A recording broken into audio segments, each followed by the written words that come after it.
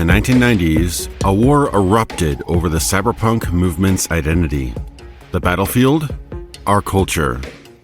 A new brand of science fiction was taking over the television sets, theater screens, and bookshelves.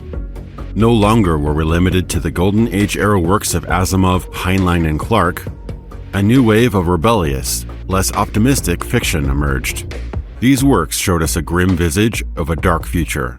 Metropolises flooded with toxic rain, bright neons, and an underbelly of crime and poverty, where the fabric of society is bursting at the seams.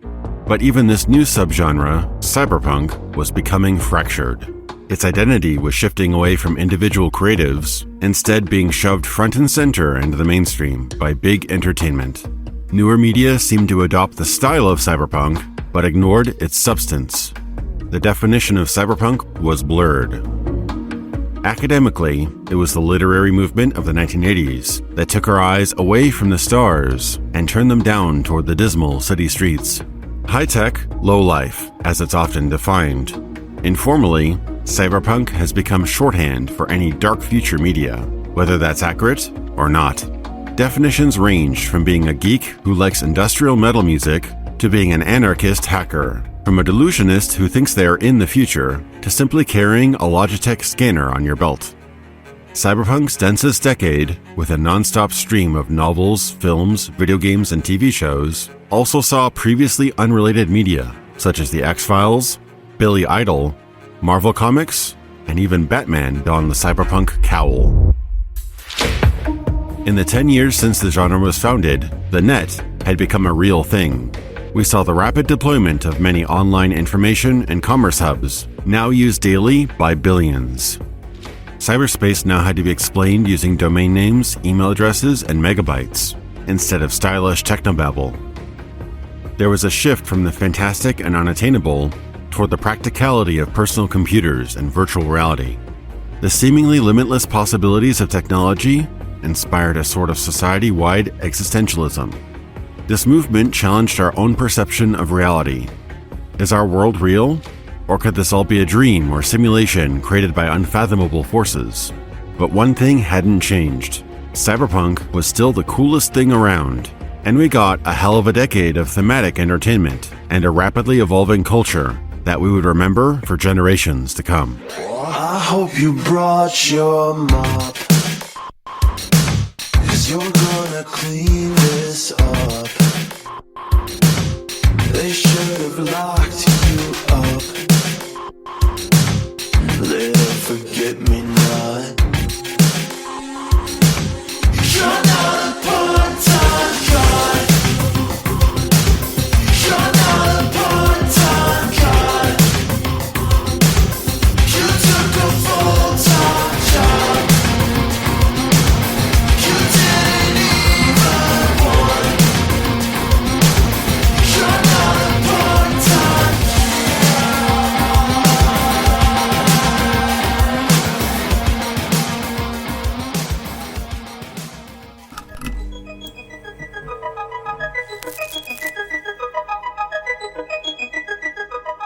It became clearer when the machine crashed. Everything went to hell, and the CPU began spewing out random bits. The image on the screen was a bitmap, a literal rendering of the contents of a particular portion of a computer's memory. When the computer crashed and wrote gibberish into the bitmap, the result was something that looked vaguely like static on a broken television set. A snow crash. Neil Stephenson. The immediate satisfaction of films, shows, and video games overshadowed the literary side of cyberpunk, but written works still shined throughout the 90s. Their reach had waned over time, but continued to offer insightful, fresh looks at the future of technology and society. The next generation of cyberpunk was a lot more self-aware. Newcomers like Neil Stephenson deconstructed the tropes and cliches of the genre, while veterans like Gibson and Sterling continued to thrive. But in terms of raw numbers, nothing ever came close to the phenomenon of Nearmancer.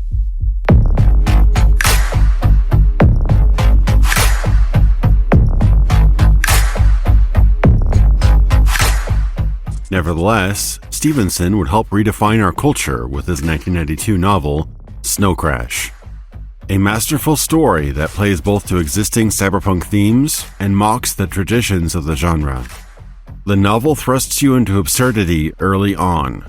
The Deliverator, a man named hero protagonist, is on an urgent mission for the Mafia to deliver a pizza. Yes, seriously. He crosses paths with a spunky skateboarder, YT. She distracts him by hitching onto his car, causing him to crash. YT saves his skin from mob retaliation by offering to help with his delivery, and the two strike up an unlikely partnership. Hero is unmatched in his hacking skills, and a bit of a sword-fighting legend in the metaverse, the book's virtual reality world, and what our internet would eventually become. The metaverse is 1.5 times the size of Earth, a place where you can buy property and construct virtual metropolises. Most of the action takes place on the street, a gigantic highway spanning the circumference of the globe, and its surrounding area is the most coveted real estate in the metaverse. Here, people can represent themselves with avatars of any kind, so long as they're human-sized. And the entire thing is monetized, with purchasable real estate, microtransactions, and premium avatars. America has become divided, and the economy has inflated into ruin. The federal government has all but ceased to exist, and instead, a stateless form of anarchistic capitalism rules everything. Money is now exchanged by the quadrillions. A notorious computer virus known as Snow Crash is making the rounds. Only programmers and computer experts who understand its hidden code are afflicted by it. Through that interface, it can hospitalize them in real life, leaving nothing but static on their VR goggles. Hero becomes entangled with a dark conspiracy. Someone behind the Snow Crash virus is trying to play God and is manipulating the populace to some malevolent end. Wait a minute, Juanita. Make up your mind. This Snow Crash thing, is it a virus, a drug, or a religion? Juanita shrugs. What's the difference? How can you say that? You're a religious person yourself. All people have religions. It's like we have religion receptors built into our brain cells or something, and we'll latch onto anything that'll fill that niche for us. Now, religion used to be essentially viral, a piece of information that replicated inside the human mind, jumping from one person to the next. That's the way it used to be, and unfortunately, that's the way it's headed right now. The novel asserts that the human mind works like an operating system, but not written in a computer language like assembly or C++, but in Sumerian. This means that Snow Crash only affects those fluent in this archaic language, a common point of complaint shared by some critics. Imagine if only cybersecurity experts could get their computers infected with Trojans. A crucial detail to the plot, as it adds a sense of deliberation and purpose to Snow Crash. This wasn't a weapon of chaos. It was a tool to enact a very specific plan. Snow Crash proposed many concepts that our reality later reflected. The metaverse proved to be quite similar to future online games such as Ultima Online and EverQuest, as well as virtual chat hubs like Second Life. This is common in researched science fiction. Stevenson majored in physics and geography so he could gain access to the university's computer mainframe. Unlike William Gibson, he attempted computer realism, rather than a more poetic usage of terminology. To his credit, Stevenson's educated guesses got a lot right about the future.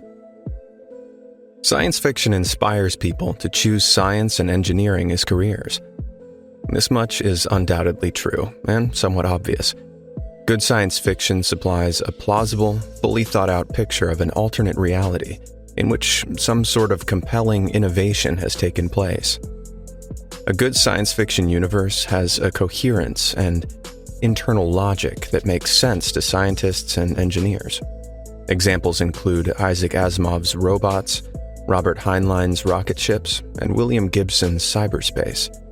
As Jim Carcanius of Microsoft Research puts it, such icons serve as hieroglyphs, simple, recognizable symbols on whose significance everyone agrees. Neil Stephenson. Stephenson predicted the meteoric rise of laptop computers and cell phones, which at the time were bulky and rare. Some Silicon Valley engineers even admitted that Snow Crash's Earth program inspired Google Earth. Both used satellite imagery, user-uploaded photos, and had a 3D street view. The seeds of the metaverse were already planted by 1992. With games such as Habitat and Neverwinter Nights, you could select your own avatar and explore online worlds. Before the digital age, avatar was a term used sparingly, given it's a Sanskrit word meaning an incarnation of a god. Stevenson helped popularize its use as a name for one's digital personification on the web and in online games.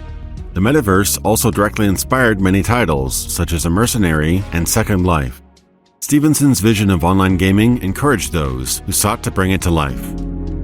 Inspired by Snow Crash, a former Microsoft engineer joined id Software to help pioneer online gaming by co-creating Quake World.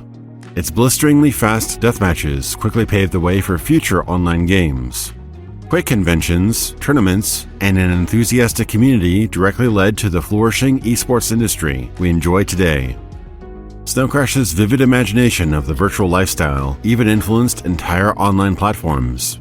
An Xbox Live project lead made it mandatory reading for his team, and attributes about half his decisions about the platform's design directly to the book. Perhaps Stevenson's most insightful observation is about memetics and how the internet can rapidly propagate flawed ideas across individuals. It doesn't matter how factual, rational, or meaningful an idea is, its spread is only determined by its infectious and emotional appeal.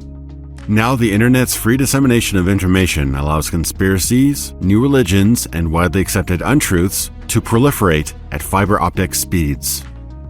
We are all susceptible to the pull of viral ideas, like mass hysteria, or a tune that gets into your head that you keep on humming all day until you spread it to someone else.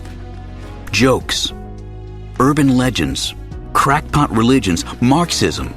No matter how smart we get, there is always this deep, irrational part that makes us potential hosts for self-replicating information.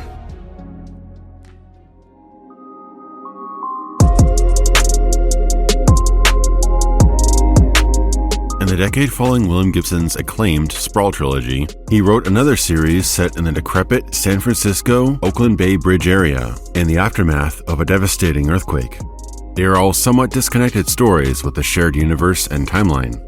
The first in the series, Virtual Light, follows the story of a bike messenger who steals a pair of glasses from a rude customer out of spite. Obliviously, her petty crime would lead to a vast conspiracy. Now cops, corporate henchmen, and a hitman are all in hot pursuit to reclaim her unlikely prize. Here, check it out. He put them on her. She was facing the city when he did it. Financial district, the hills behind that. These towers blooming there. Buildings bigger than anything. A stone regular grid of them, marching in from the hills. Then Chinese writing filled the sky. Sammy. She felt him grab her as she lost her balance. The Chinese writing twisted into English. Sunflower Corporation. Anything she focused on, another label hit the sky. Dense patches of technical words she didn't understand. They were a pair of virtual light glasses containing the plans for a complete transformation of the city using nanotechnology. Priceless and dangerous to keep around, but it was too late to undo her mistake. The client turns up dead. The bloodhounds were on her trail, and they would take no prisoners. VL technology is similar to augmented reality hardware like Microsoft's HoloLens, but instead of projecting light onto transparent lenses, VL transmits images and sensations to our eyes directly, without the use of photon particles. This tech was based on a real-life hypothesis by scientist Stephen Beck. Gibson's style and colorful characterization of the future were unparalleled. His biting satire includes the sensationalist reality TV show Cops in Trouble, a porn star suspiciously similar to a contemporary pop diva, and the church's demonization of virtual reality. In classic cyberpunk style, the upper class of society maintains power and influence, while the lower class has to fight over the scraps. The story instills a deep sense of paranoia. No one can be trusted, and no one is beyond reproach.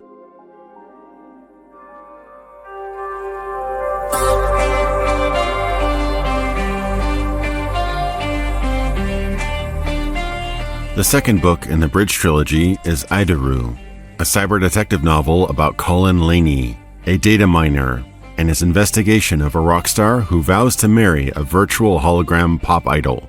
The book gives an insight into Japan, its unique lifestyles, and the culture shock foreigners experience while visiting there. The novel explores the concept of nodal points, fault lines among masses of data which mark the divergence in the course of history or in the lives of individuals. When his techniques prove to be reliable, Laney becomes a sought-after asset with his unique nodal approach in analyzing data and predicting future events. What are the nodal points? Laney looked at the bubbles on the surface of his beer. It's like seeing things in clouds, Laney said, except the things you see are really there. She put her sake down. Yamazaki promised me you weren't crazy. It's not crazy. It's something to do with how I process low-level broad-spectrum input. Something to do with pattern recognition. And SlithScan hired you on the basis of that? They hired me when I demonstrated that it works. But I can't do that with the kind of data you showed me today. Gibson has identified Laney's methods as a metaphor for how he taps into the shifting trends of society in his own writing. Marrying a virtual AI would have been ludicrous in 1996, but since the book's publishing, this has indeed happened in real-life Japan, strengthening the aura of foresight already present in Gibson's writing. Life imitating art. Virtual Light and Idaru's characters were woven together to form a new plot in the final book of the trilogy. All Tomorrow's Parties follows the Netrunner from the previous book, Laney. It's set in the broken cityscape of the Bridge area. We see what's left of post-millennial San Francisco, serenaded by the death throes of a once prosperous society, with a hint of impending oblivion lingering underneath every sentence. Laney's obsessed with preventing a significant event that may change the course of history, as predicted in a new nodal point. This book illustrates a common take on Gibson's work, that it's more about the texture than the plot, the dismal and beautiful world, the vivid characters, and the concepts he explores. Laney reaches up and removes the bulky, old-fashioned iPhones. Yamazaki cannot see what outputs to them, but the shifting light from the display reveals Laney's hollowed eyes. It's all going to change, Yamazaki. We're coming up on the mother of all nodal points. I can see it now. It's all going to change. I don't understand. Know what the joke is? It didn't change when they thought it would. Millennium was a Christian holiday. I've been looking at history, Yamazaki. I can see the nodal points in history. Last time we had one like this was 1911. What happened in 1911? Everything changed.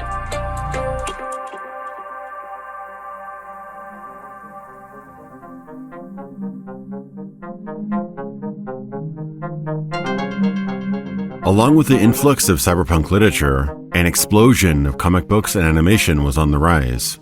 It ranged from rebooted, traditional comic book heroes to refreshingly new stories about futurist metropolises. Transmetropolitan follows a gonzo journalist in a transhumanist society. After retiring into the mountains, one last job pulls him back into the crowded, dystopian city he tried to escape. Spider Jerusalem is a subversive journalist and a fearless fighter for truth, despite having more than a few screws loose. He has run-ins with punks, colorful city denizens, corrupt cops, and has a penchant for resisting authority. Bloody, brutal, and unapologetic, the series is an unflinching look at the dregs of society. Spider has strong words for anyone, from prostitutes to priests to presidents. The comics chronicle the eccentric journo's zany exploits, while he scrambles to fulfill his overdue publishing contract. Transmetropolitan is a ride through an exaggeration of the human condition, unlike anything else. It's a vivid depiction of city life through a warped and colorful lens.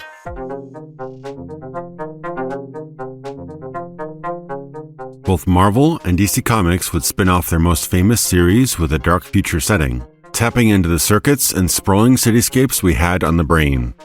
Marvel 2099 saw Ghost Rider, Spider-Man, the X-Men, and others face off against a corporocratic world. North America has fallen into the hands of megacorporations such as Alchemax, who rule the dystopian police force, the Public Eye. Here, Ghost Rider is an entity pulled from cyberspace into an android body in his quest to bring down the Demonix Corporation. Spider-Man is transformed into a mutant superhuman through a DNA rewriting machine. And the X-Men fight against a sinister plot to assimilate all life on Earth into techno-organic beings, and only mutants like them are resilient to this malady. At the end of the millennium, one of DC Comics' most popular spin-offs debuted. Batman Beyond follows Bruce Wayne in his twilight years, having long retired from his role as the Dark Knight.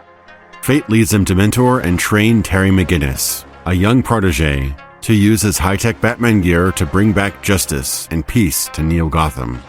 Terry teams up with hacker Max Gibson and other allies, seeking to cure the criminal scourge that has festered for too long in their city.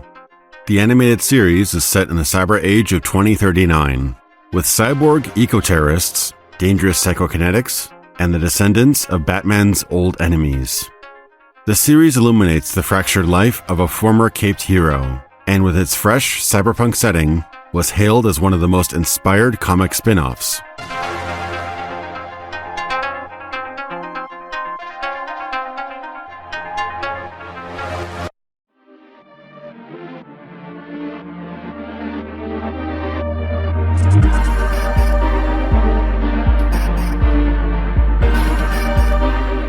MTV debuted an original, experimental series in 1991 known as Aeon Flux, created by Peter Chung. Its unconventional style seemed to break every rule that animated series adhere to, and soon attracted a cult following. The first 2 seasons had no dialogue, and each episode would end in the protagonist's untimely and gruesome death, often instigated by frivolous accidents, like stepping on a nail or spilling some coffee. Season 3 added dialogue and made it into longer 22-minute episodes, and was reimagined as a more serialized, coherent story.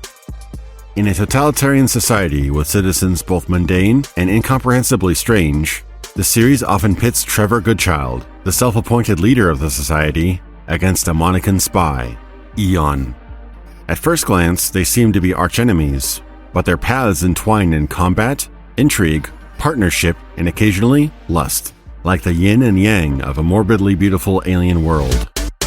The show proudly wears its striking art style, heavily inspired by French comics such as the work of Mobius. It's also an incredibly fetishistic and sexually charged portrayal of sci-fi espionage like no other. While often bewildering, Aeon Flux is an acid trip through a cyberpunk-inspired world we would never forget. Chung's imagination knew no bounds. From bizarre, creative implementations of cybernetically enhanced limbs and body parts, either for functionality, tactical use, or for sensual deviancy. Aeon Flux is shocking, bordering on pornographic at times, but it's also an inexplicable adventure that would push the boundaries of animated storytelling in the West to its breaking point. Despite its relatively short series run, it still holds a special place in many a fan's heart. That which does not kill us makes us stranger.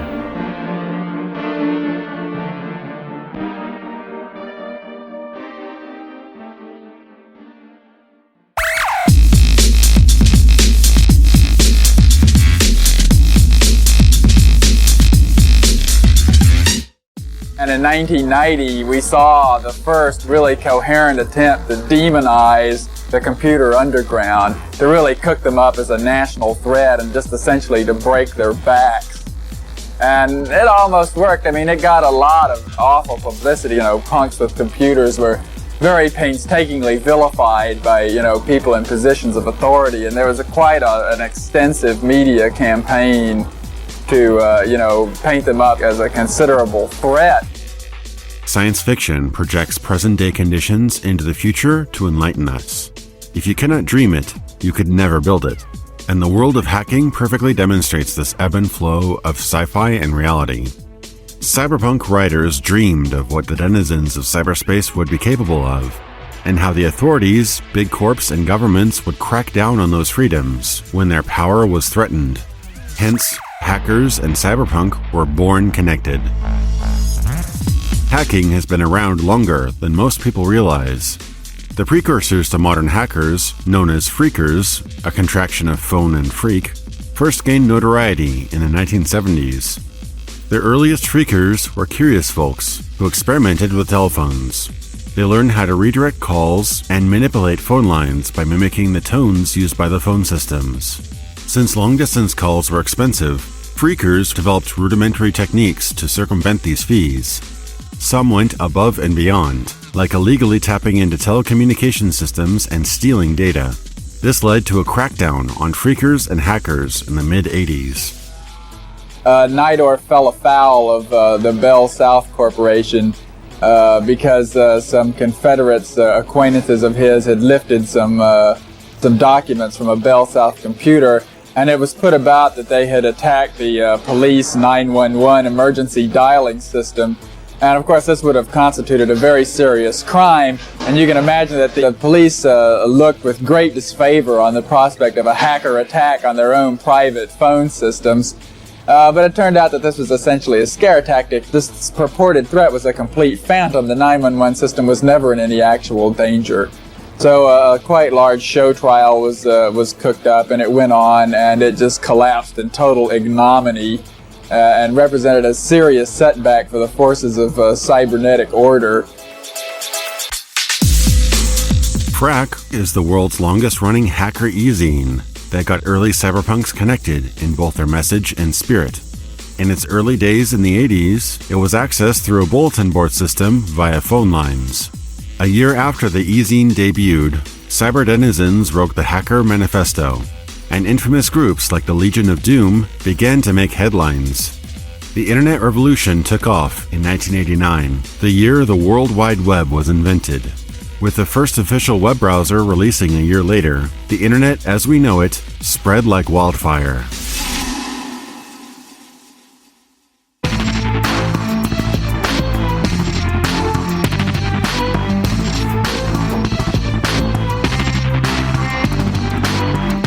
The middle of the decade saw the industry experience its greatest boom in computer technology. Amazon, eBay, Yahoo, Google, and Hotmail were all founded within a few years of each other. In 1995, Microsoft launched Windows 95, a powerful and accessible new door to personal computing. In the 5 years that followed, we went from 40 million to 400 million internet users. It was a technological milestone in history. This resonating enthusiasm for computing caught the entertainment industry's attention. We saw a shift of focus from seemingly unattainable cybernetics and hardware, like in previous media, toward a more realistic portrayal of software, hacking, and virtual reality. More computer users meant new opportunities, but fresh faces meant new risks. The concept of the feds and hackers battling it out in cyberspace was no longer science fiction. It was quickly becoming a reality. The world was feverishly grasping for more technology. We went from cassette tapes to CDs to digital MP3 music in only a dozen years.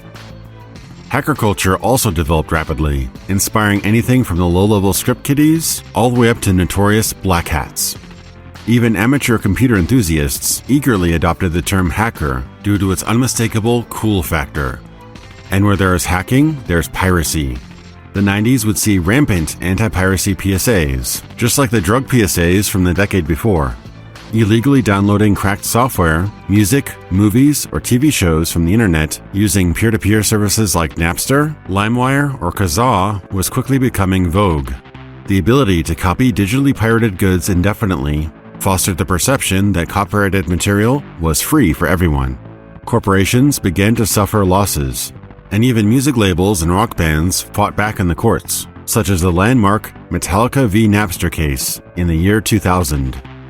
As years went on, the infamous Piracy It's a Crime PSA would run before hundreds of movies. It used an edgy presentation to equate downloading a movie with stealing a car, encapsulating the overblown anti-hacker rhetoric of the time. Anonymity allowed online culture to thrive. Authorities couldn't completely lock it down, and that convinced users that they were untouchable. It was the Wired West, and the cowboys of cyberspace loved every second.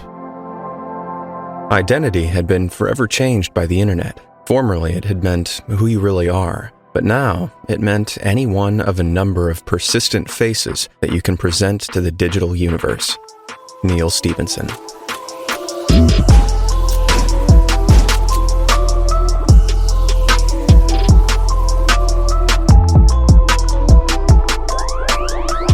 Cyberpunk author Bruce Sterling penned The Hacker Crackdown in 1992, which highlighted a number of FBI and US Secret Service raids, arrests, and operations aimed at hackers.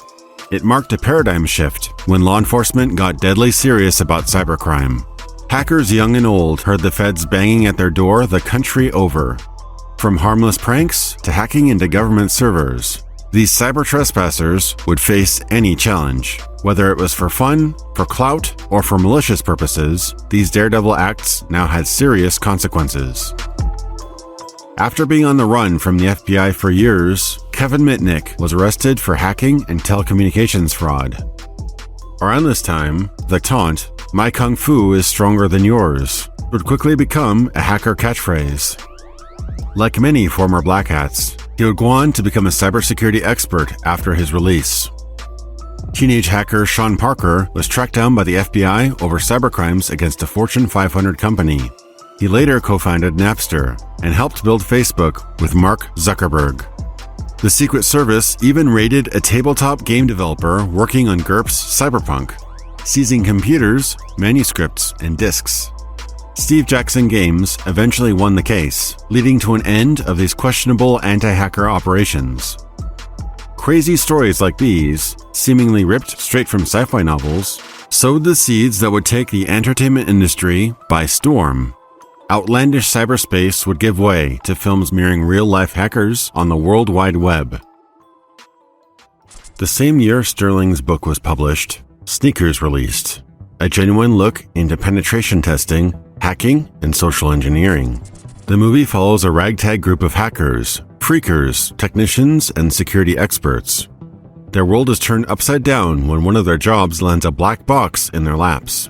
It turns out to be the most advanced codebreaker ever made, and its untold power is too dangerous for anyone to be entrusted with. Anybody want to crash a couple of passenger jets? I said, turn it off. Turn it off!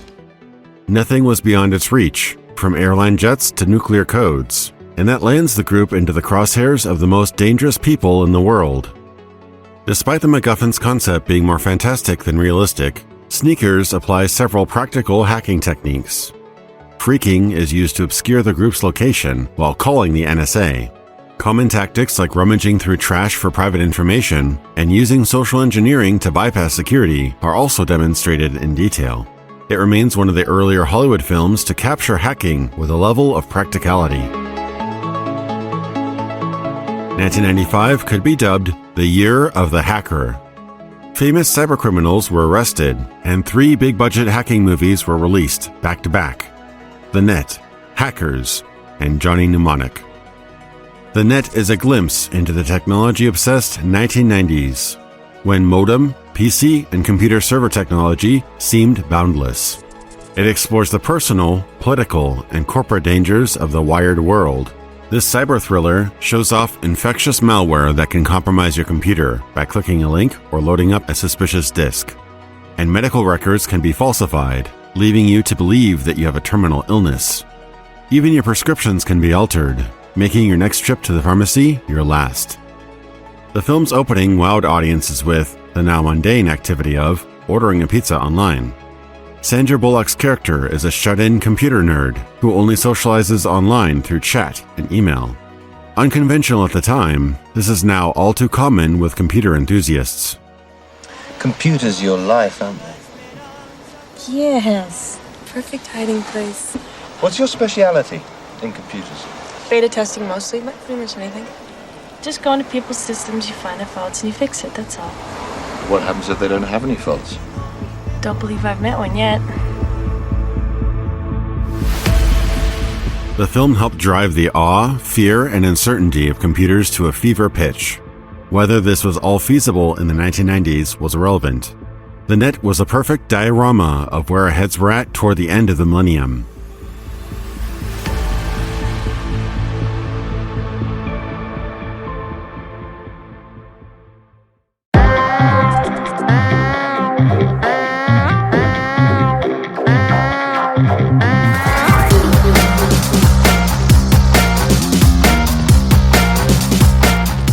Hackers gave us is a much more bombastic look at cyberculture. The movie aimed to bedazzle its young audience with techno music, rollerblading, and actors chewing through every scene. Superficially inspired by real-life hacking, the movie leaned heavily on technobabble and computer graphic visualizations. It took real terminology and threw it in a blender. The story begins with a young boy being arrested for crashing over 1,500 computers, causing a dip in the stock exchange. The former child hacker, now a high schooler, immediately reboots his hacking career after his probation from using computers expires. He hacks into a local TV station under his new moniker, Crash Override, but is blocked by a rival hacker. Some stiff competition has formed since he's been out of the game. Crash bumps into a coterie of local hackers at his new school. As a rite of passage, one of its newer members hacks into the mainframe of an energy corporation dubbed the Gibson, and gets backtraced and arrested by the feds. They realize something larger is at stake, as their hacker friends are arrested and charged for crimes they didn't commit. Hack the planet! Hack the planet! Shut up and get in the car! The hackers uncover evidence that somebody's embezzling money on a massive scale, which could cost the company millions. The Plague, a cybersecurity officer by day, hacker by night, notices this emerging group of cyber thieves and accuses them of planting a virus called Da Vinci, a nod to the infamous, real-life Michelangelo virus. The Da Vinci virus has infected several oil tankers, and unless its creator's demands are met, the tankers will topple. What follows is a battle between the teenage cyberpunks versus the corpos, now teamed up with the Secret Service. They're cracking down Crash's crew, aiming to lock them up for the rest of the foreseeable future. This is our world now. The world of the electron and the switch, the beauty of the bond. We exist without nationality, skin color, or religious bias. You wage wars, murder, cheat, lie to us and try to make us believe it's for our own good, yet we're the criminals. Yes, I am a criminal. My crime is that of curiosity. I am a hacker, and this is my manifesto. You may stop me, but you can't stop us all. The film helped popularize a variation of the Hacker Manifesto. Hackers brazenly paints corporations and federal officers as the bad guys, and hackers as heroic, whose only crime is curiosity. It demonstrates little actual hacking, presuming its audience's disinterest in realism. We also see few consequences of cybercrime. Instead, the movie uses MTV-style quick cuts and Tron-like computer visuals to portray a sexy fantasy of cyberculture. Despite inaccuracies, even real-life hackers still enjoy the movie as a guilty pleasure, if a bit fuzzy on the details. As technical consultant Nicholas Jarecki put it, "For all its exaggerations, it does a decent job of showing the hacker spirit. Those kids were tinkerers, experimenting, reveling in their ability to figure something out. It's a celebration of human ingenuity."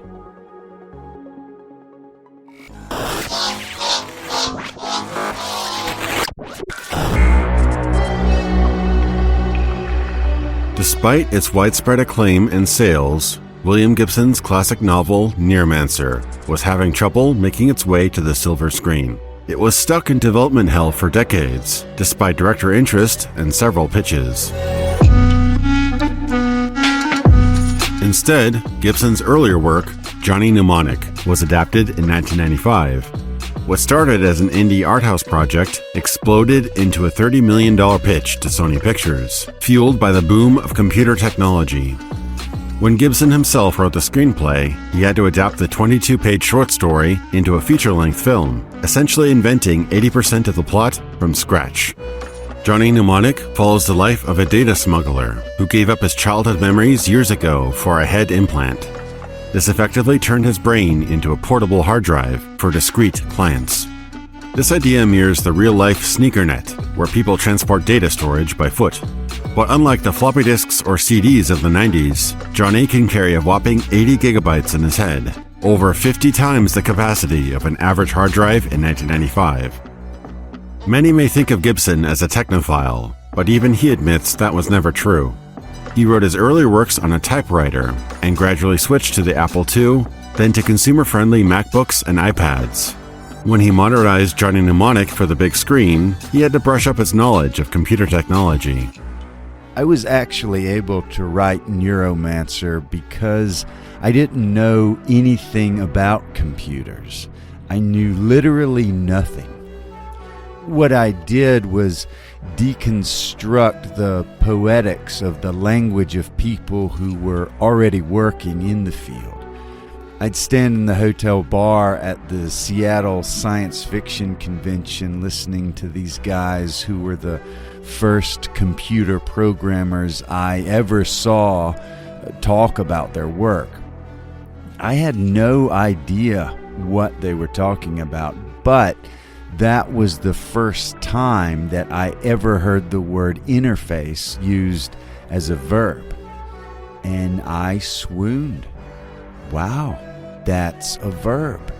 Seriously, poetically, that was wonderful. So I was listening to it as an English honors student. I would take it back out, deconstruct it poetically, and build a world from those bricks.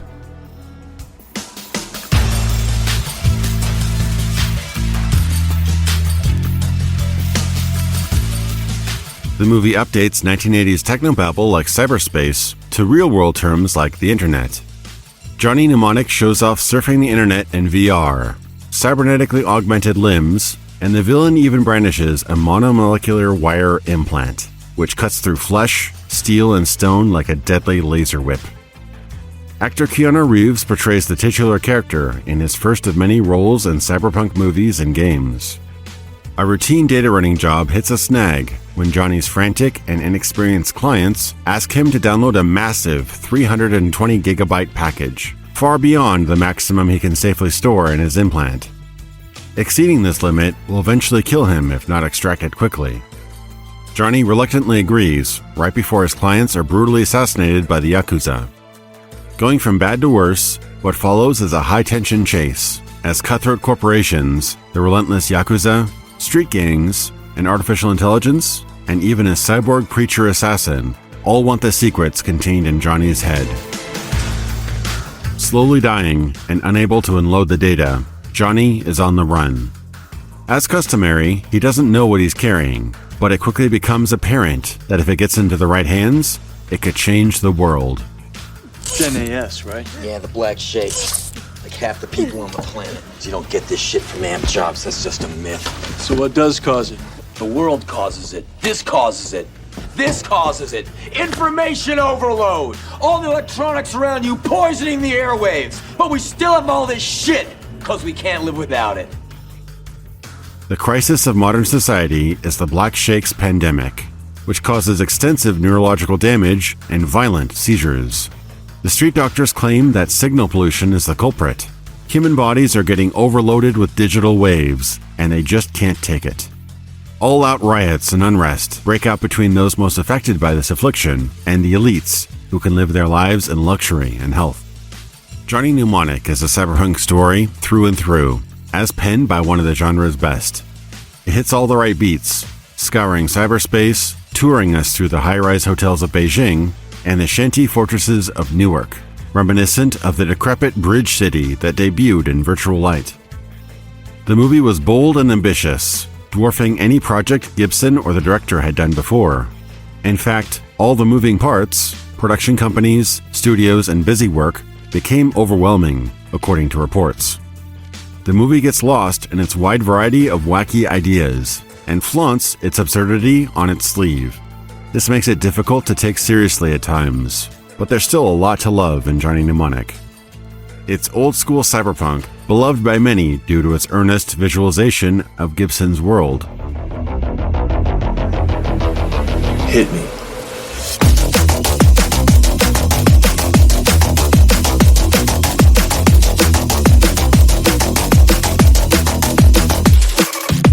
A live-action video game was designed as a companion piece to the movie. The game was essentially an interactive film with clickable regions placed over live-action footage. It's a product of the FMV or full motion video era, where ambitious devs tried to blur the line between cinema and games. With a completely separate cast of actors and a tenth of the budget, the game tries to capture the suspense of being a walking hard drive in a cyberpunk world, though the production values and writing differ significantly from the film.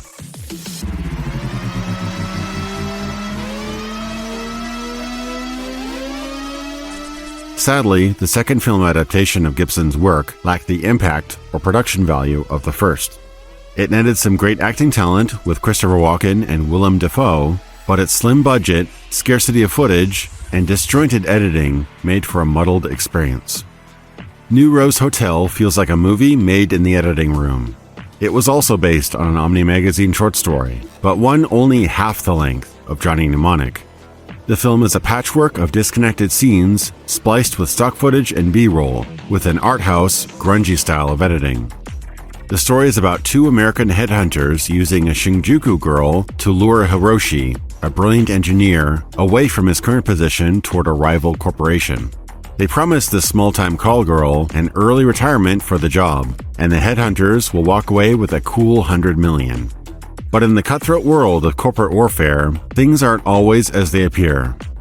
After a slow but competent setup with a promising premise, it's apparent that not enough footage was available to complete the movie. Blatantly reused scenes, cheap sets, and lazy visual effects made for a science fiction thriller without the sci-fi or the thrills. Its limited release and dismal box office returns of about $20,000 essentially sealed the fate of future Gibson adaptations. Neuromancer would remain in development hell, and no big-budget film adaptation of his work would see the light of day for over 20 years.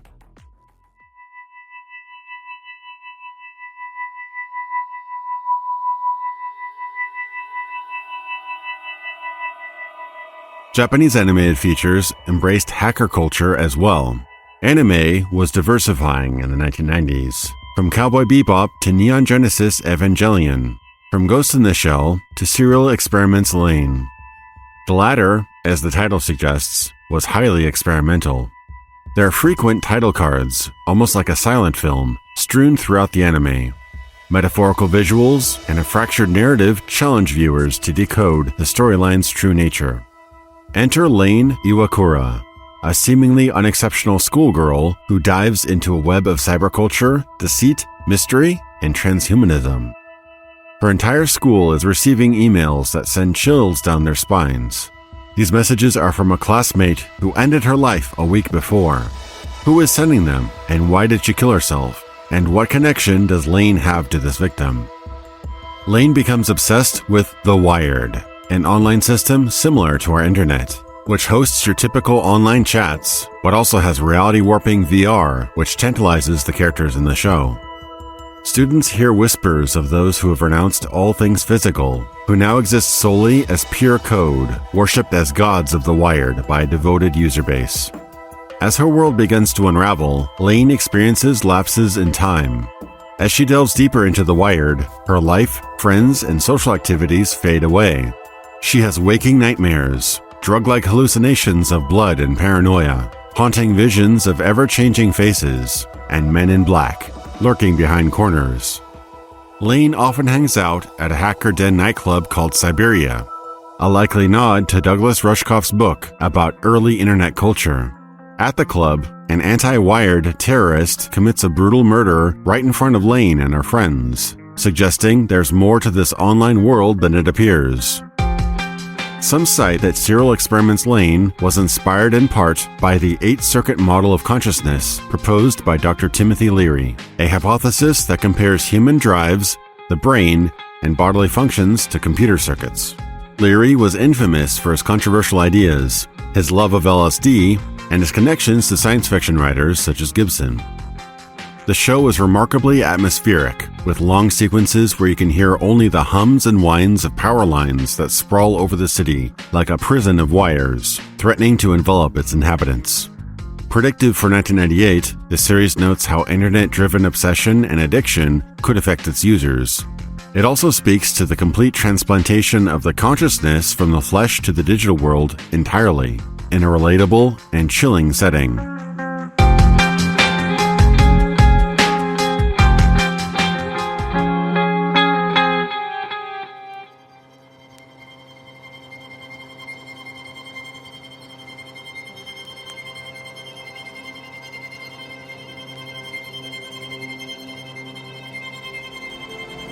I belong to a new underclass, no longer determined by social status or the color of your skin. No, we now have discrimination down to a science.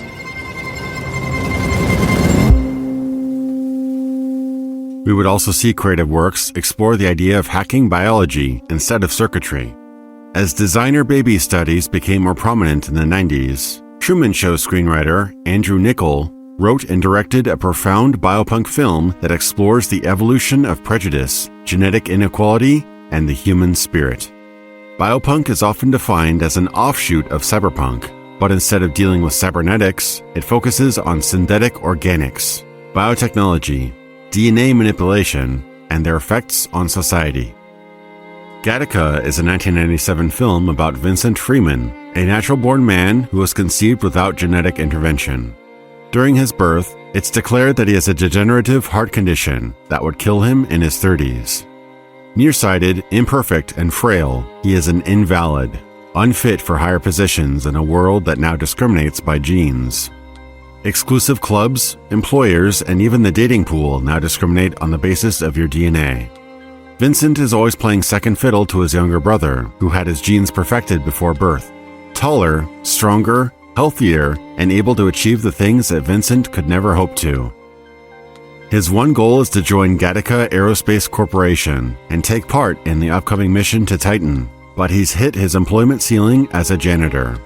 Desperate, he becomes a borrowed ladder, someone who buys DNA samples from a valid, skin, blood, urine, and hair, in order to pose as a genetically qualified candidate. Bypassing biometric scanners, screenings, and blood tests, he's escaping his predestined social class. Vincent's donor is a perfect specimen, a former athlete whose career was ended in a tragic accident, and is now a self-loathing paralytic who could use the money a Gattaca employee could pay. Vincent's routine of painstakingly cleaning his person and workspace of any traces of DNA borders on paranoia.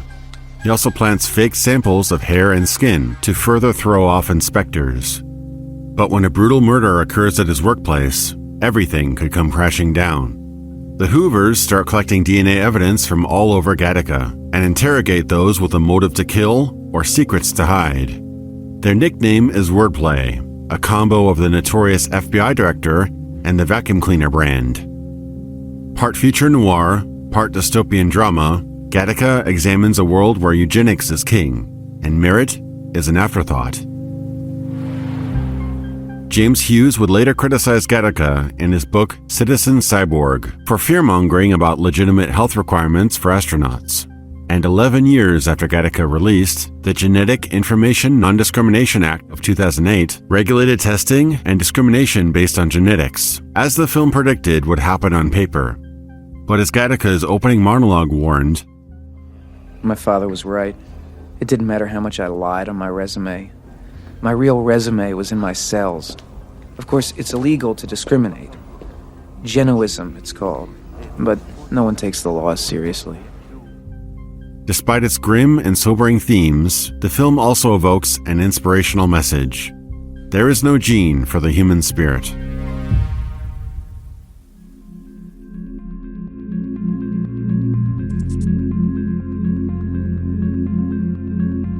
Hacking the human body must have been on our collective minds, as it was practiced in science, shown in films, and even explored in video games. A few in particular dabbled in the unsettling solitude of space, with a dash of cyberpunk tech and biological horror, where unimaginable depravity and unethical experiments could go unrestrained. One example was Bioforge, a cold and brutal science fiction story, which sees your carcass pulled from space wreckage and transformed into a cybernetic monstrosity. You are just as desperate to escape this off-world prison as you are to punish those who created you. You'll give guards, scientists, and other inmates the beatdown, all while evading deadly experiments and security systems that permeate the facility's hallways. Passwords, hints, and solutions are hidden deep within lengthy data logs and computer terminals. Some scenarios involve remote-controlled robots or gun turrets, while others have time limits, where one false step can be your last. It's a well-made, if unforgiving, adventure horror experience. In a dark twist, Your own character is in many ways the source of the terror, as faculty shriek in fear while a monster of flesh and steel pulverizes them mercilessly. You have stolen my body and my mind. I will know why, or I will have your blood. BioForge's focus on body horror and cybernetic decay thematically mirrors another great cyberpunk game from the year before, System Shock. New Atlanta, Sector 11, Building 71G. 7 April 2072. 11:13 p.m. Hacker begins unauthorized entry into the Tri-Optimum corporate network. Created by the founders of the immersive sim, Looking Glass Studios, the game offers environmental interactivity and dynamic scenarios with many ways to complete them, allowing for diverse playstyles. In the year 2072, you play a hacker who gets busted while breaking into Tri-Optimum's off-world Citadel station. One of its executives makes you a deal: hack the station's central AI, Shodan, and remove its ethical constraints. In exchange, you'll get a military-grade neural implant installed while you're under a 6-month coma. Welcome to the throne of God, mortal.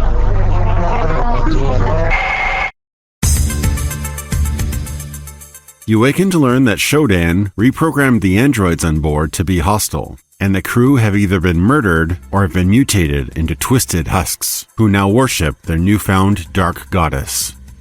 Your only goal is to undo the atrocities you inadvertently released and escape this technological house of horror. System Shock is an action-adventure game that takes immersion to intimidating new levels. You can dodge, lean, crouch, and attack in a complex and daunting control scheme. You're able to manipulate tons of objects and equipment, and even tweak your laser weapon's power settings. System Shock's hacking sequences let you soar around in 3D cyberspace, hacking nodes and avoiding ice to break into security systems. This was one of the most immersive attempts to date at simulating a Decker flying through cyberspace. The game also featured VR support, long before virtual reality headsets were common. Though primitive by today's standards, it was a peek into the potential that this tech could one day offer. The antagonist, Shodan, is chilling and memorable. She has the distorted, glitchy voice of a corrupted AI. Spine-tingling sound design made for an ominous setting, painstakingly created by RPG veterans and sound engineers, many of whom also performed together in the alternative rock band Tribe. System Shock paved the way for some of the most interactive and immersive video game experiences, like Thief, Deus Ex, and BioShock. The game is also fondly remembered for introducing one of the most memorable and haunting villains in gaming history.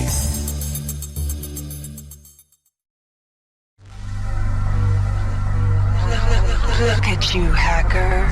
A pathetic creature of meat and bone, panting and sweating as you run through my corridors. How can you challenge a perfect, immortal machine?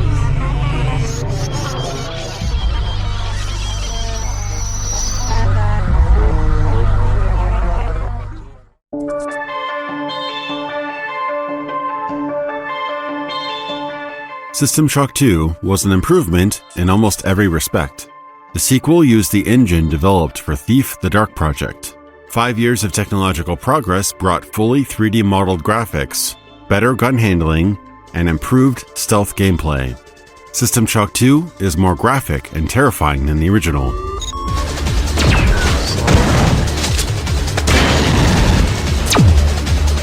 The story is set 42 years after the first game, aboard the Von Braun, the most advanced, faster-than-light spacecraft ever made, during its maiden voyage into deep space. But when you wake from cryosleep, you find the once pristine, cutting-edge ship in tatters.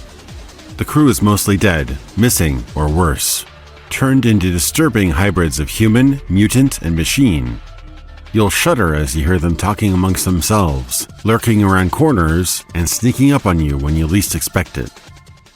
Be right under my nose. Come out. Come out. Come out. Working with the remaining crew via radio, you'll navigate dangerous corridors, threatened by a corrupted artificial intelligence and the grotesque abominations that have infected the ship, known only as the Many. Haunted by audio logs left behind by deceased crew members, radio transmissions, and unnerving telepathic voices, this creates a threatening and uneasy atmosphere. You're also hearing whispers of the return of an old familiar enemy, the corrupted AI known as Shodan.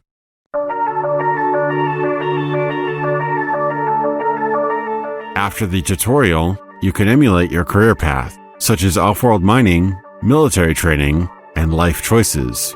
These provide stat bonuses for your character. The sequel borrows more traditional RPG mechanics like progression and skill points. Completing objectives grants you cybernetic modules which you can allocate toward guns, hacking, psionics, and other paths. 3 character classes are now available. Shooting is inaccurate unless you improve your gun handling. Weapons need maintenance, can be modified, and some items have a skill requisite. Hacking has been replaced with the simple strategy minigame with stat bonuses, instead of the 3D cyberspace of the first game. It allows you to bypass security cameras, turrets, and robots, and you can unlock containers and keypads to get extra loot or open up new pathways aboard the Von Braun. The System Shock series lovingly embraces cyberpunk tropes.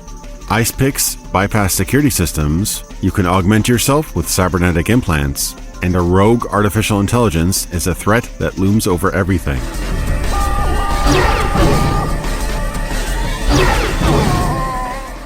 Psionics have a slow start, but become formidable later on. They use psi points to channel mental energy by using an amplifier. You can temporarily enhance skills, burn or freeze enemies, lift objects using telekinesis, or even hack the minds of opponents. System Shock 2 continues the series' legacy of engrossing sound design. They've cut off the central elevator. What's going on? Last night I had the strangest dream. I was in my room by myself, but all of a sudden there was not just me there, but 100 me's, 1,000 me's. The strange thing was, it felt good. I felt like I was part of something, like I belong. I hope I have the same dream tonight. One of the pioneers of pre-recorded audio logs you can listen to while playing, these expand on the story and setting, and the events preceding your awakening from cryo. Atmospheric audio loops and music bring the world to life. The unmistakable hum and whir of machinery and engines made the environments feel real. Ramin Djawadi, best known for Game of Thrones, co-composed the ambient, electronica, and drum and bass, which makes for intense and engaging sequences. System Shock 2 is widely regarded as one of the most immersive and chilling experiences PC gaming has to offer.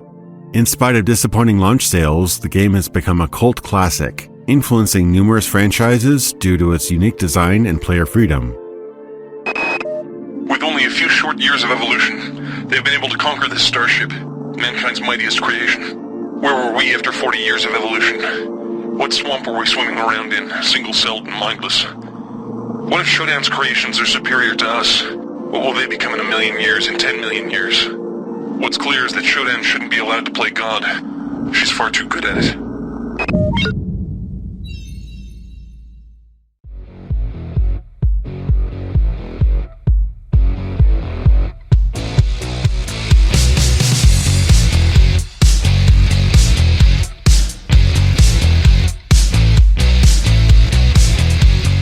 Cyberpunk has a long musical history, often hearing its themes echoed in electronic, metal, industrial, and new wave genres.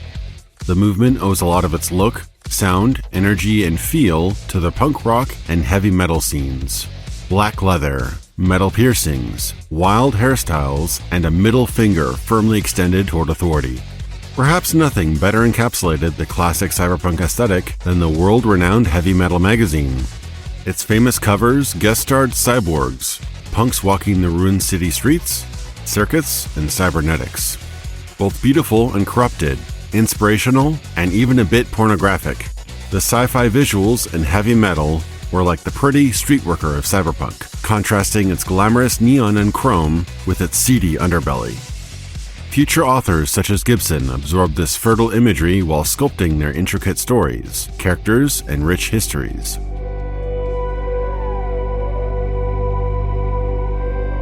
As synthesizers became more prevalent, musicians experimented with new themes, styles, and sounds, imagining our future worlds in audial form. Cyberpunk's musical heart is heard in earlier films which espoused its themes. Brooding synthetic soundscapes permeated the bleak urban vistas of Blade Runner, Escape from New York, and The Terminator, whose style was emulated and imitated for years. Even metal legends Iron Maiden opened their 1986 tour shows with Blade Runner's end credits music, a tribute to the film which inspired their album, Somewhere in Time.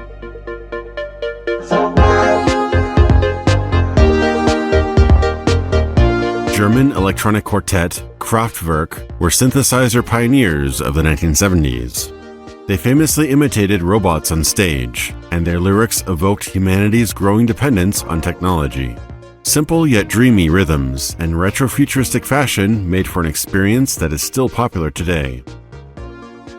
Inspired by Kraftwerk and the synth sounds of the Moog, Gary Newman evolved from punk rock to become a trailblazer in new wave electronic music.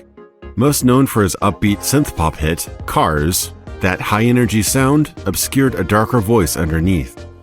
The same year as his biggest hit, he performed Our Friends Electric, which journeyed us through the morbid experience of android prostitutes.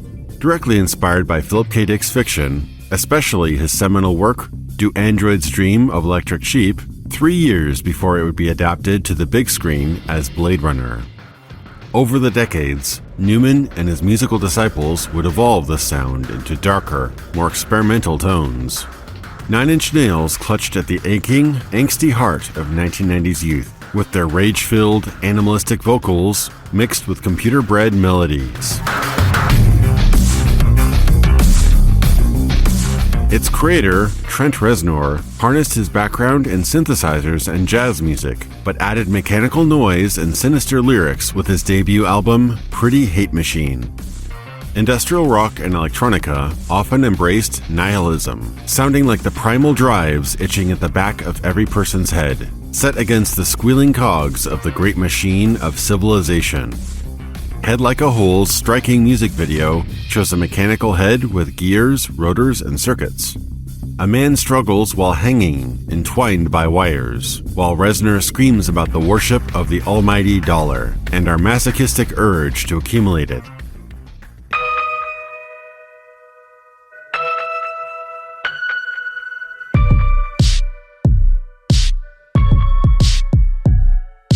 Industrial music was quickly becoming the anthem of a mechanized generation. The horror and angst of a biomechanical freak was captured in the music of Japanese composer Shu Ishikawa for the Tetsuo movies. Relentless percussion, synthetic melodies, and a guttural feel. The 80s saw industrial metal bands with music and lyrics that echoed the cyberpunk ethos. Bands like Ministry and Fear Factory proudly waved the banner of anti-authoritarianism and the fear of dehumanization through technology. Ministry was especially aggressive in warning about the new order they saw forming in modern governments, and their message even directly inspired films like Hardware, which featured the grinding, chainsaw-like vocals of their hit Stigmata. Likewise, Fear Factory's work carried strong themes of man versus machine, with songs about police states, the blistered rage of the working man, and a soulless world of people, all disconnected from one another. Meanwhile, Frontline Assembly and 9 Inch Nails brought industrial beats and mind-warping synths that sounded like a melodic factory line. Some of their earlier music videos looked like trailers of cyberpunk movies that never made it to cinemas.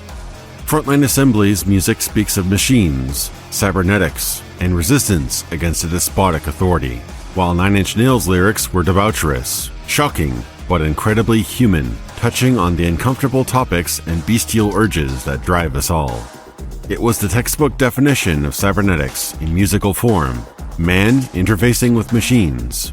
These artists produced the soundtrack of a wayward populace, looking for answers in a rapidly transforming world. Industrial music videos often portray vile and uncomfortable visuals from the depths of human depravity, such as the Holocaust, a common inspiration to much of cyberpunk fiction. Big beat maestros, The Prodigy, brought the fearless punk attitude to the loud drum loops and bass lines of dance music. Their chaotic, high-strung sound of the future would find its way into many cyberpunk-themed works, from Hackers to The Matrix.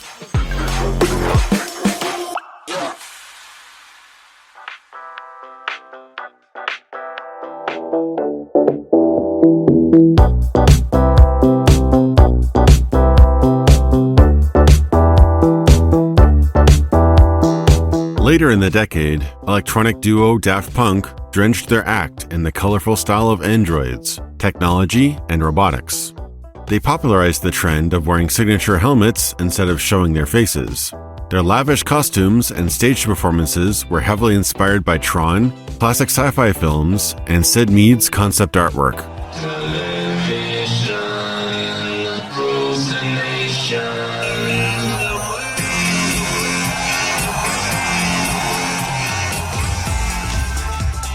Their patented style featured electronically distorted vocals, often combined with samples of vintage music. Nearly every song was a foot-tapping earworm, and openly explored themes like robots, our obsession with technology, and what it means to be a human being.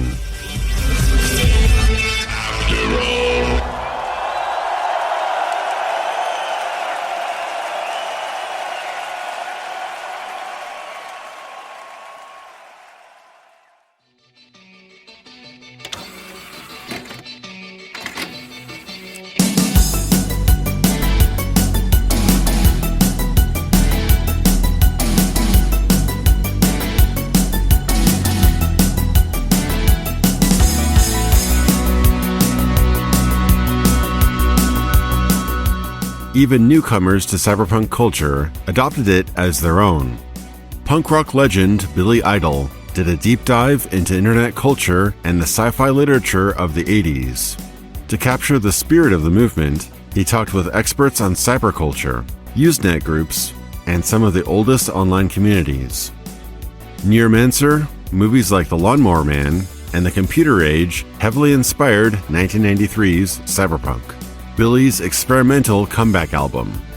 Considered one of the very first digital multimedia albums, Cyberpunk had a floppy disk with art, lyrics, and other material, and his personal email address inside.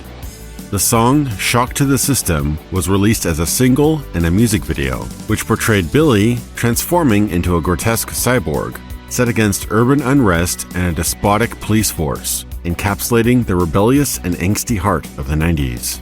Though in the eyes of many critics, Idol mainstreamed cyberpunk, claiming he latched onto this cultural phenomenon cynically, rather than through love and understanding. Whether you were tuned into it or not, the cyberpunk movement infected our airwaves. You heard it on your radio, you saw it on your television, and you cheered for it at concerts. Cyberpunk's vision of the future was beginning to resemble reality.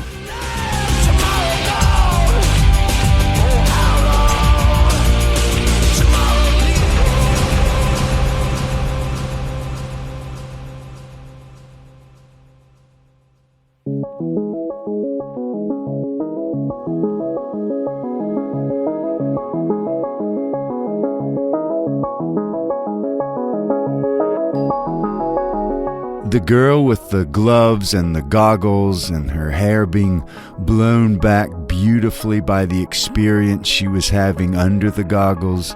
VR was like the future that never happened. Like the flying car or the jetpack. Still, I think we will all be living on one side of some very singular stuff one day.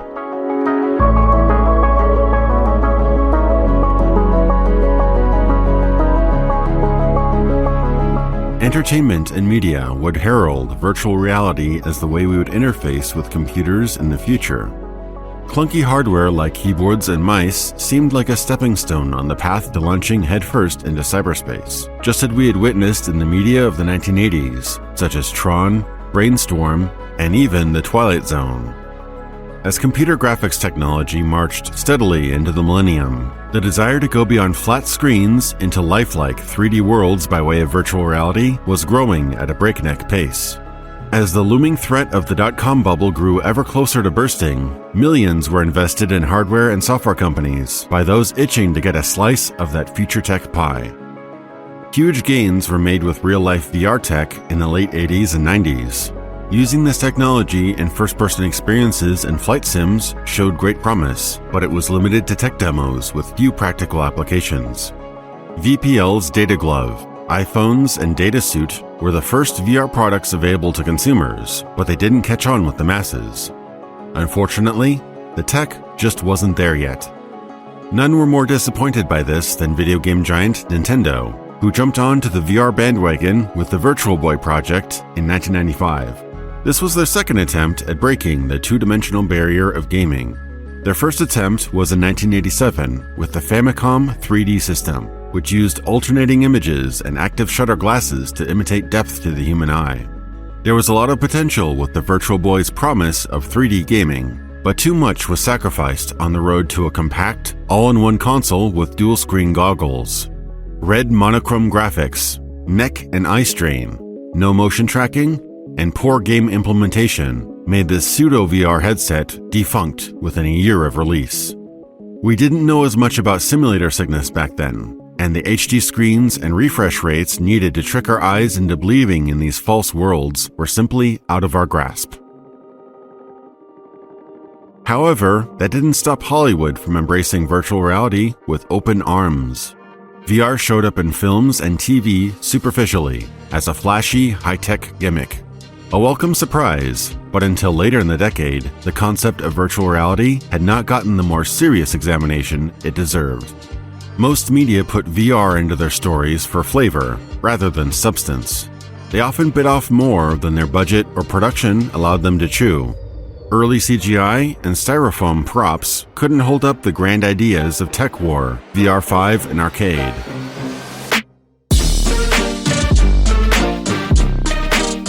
They have some inspired plots and use video game mechanics to add flair and a ticking clock element, but their special effects and understanding of VR have aged poorly. VR5 was a techno-thriller show made at the height of the VR craze.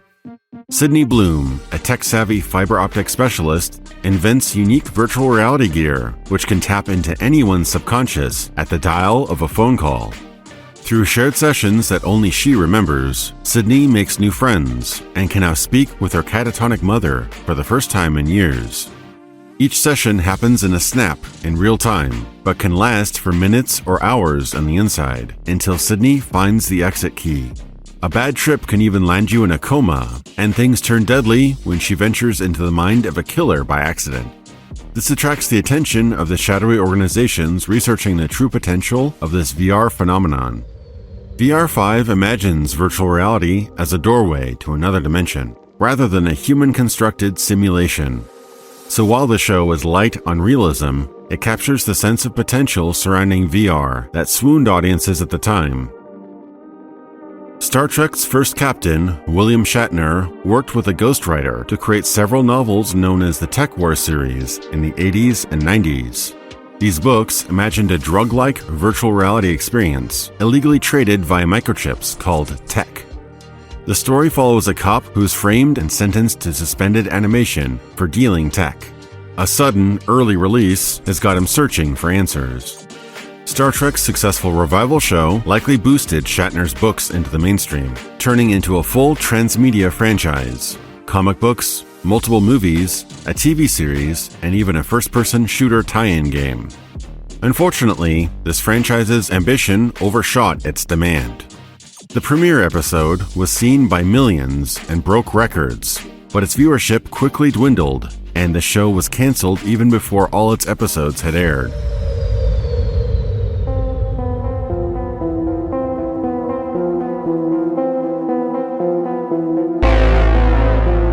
Stephen King's supernatural short story, The Lawnmower Man, was crudely combined with Cybergod, a screenplay about the potential of VR.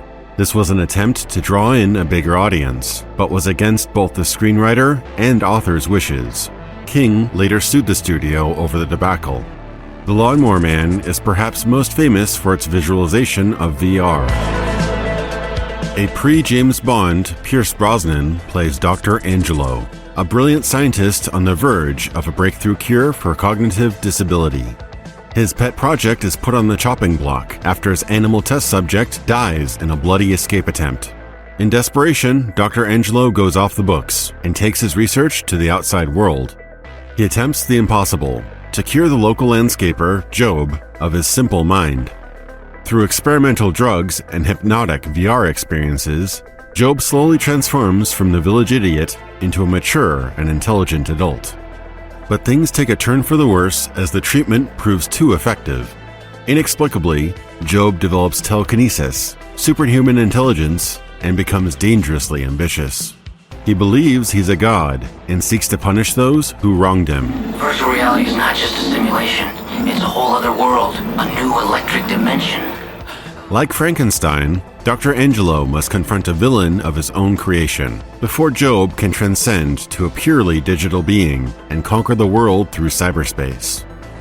Though the CGI sequences in Lawnmower Man look dated now, the film used actual VR head-mounted displays from VPL, which strongly resemble modern sets like the Oculus Rift. A lack of focus limited the movie's attempts to handle transhumanism, becoming more than human via technology. The final act devolves into an unimaginative techno-slasher flick, likely due to the late-stage script rewrite. And once I'm inside the mainframe, I'll have access to over 5,000 other databases.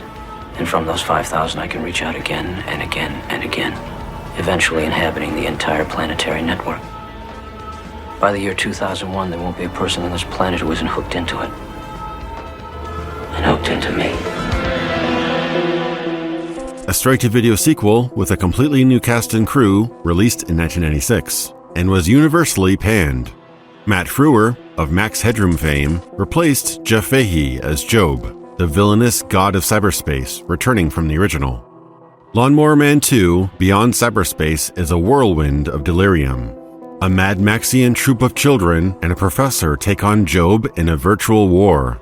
Aside from truly baffling special effects and a meandering plot, the film had some potential, but it was a box office bomb that ranked on IMDb's Worst 100 Films list for many years.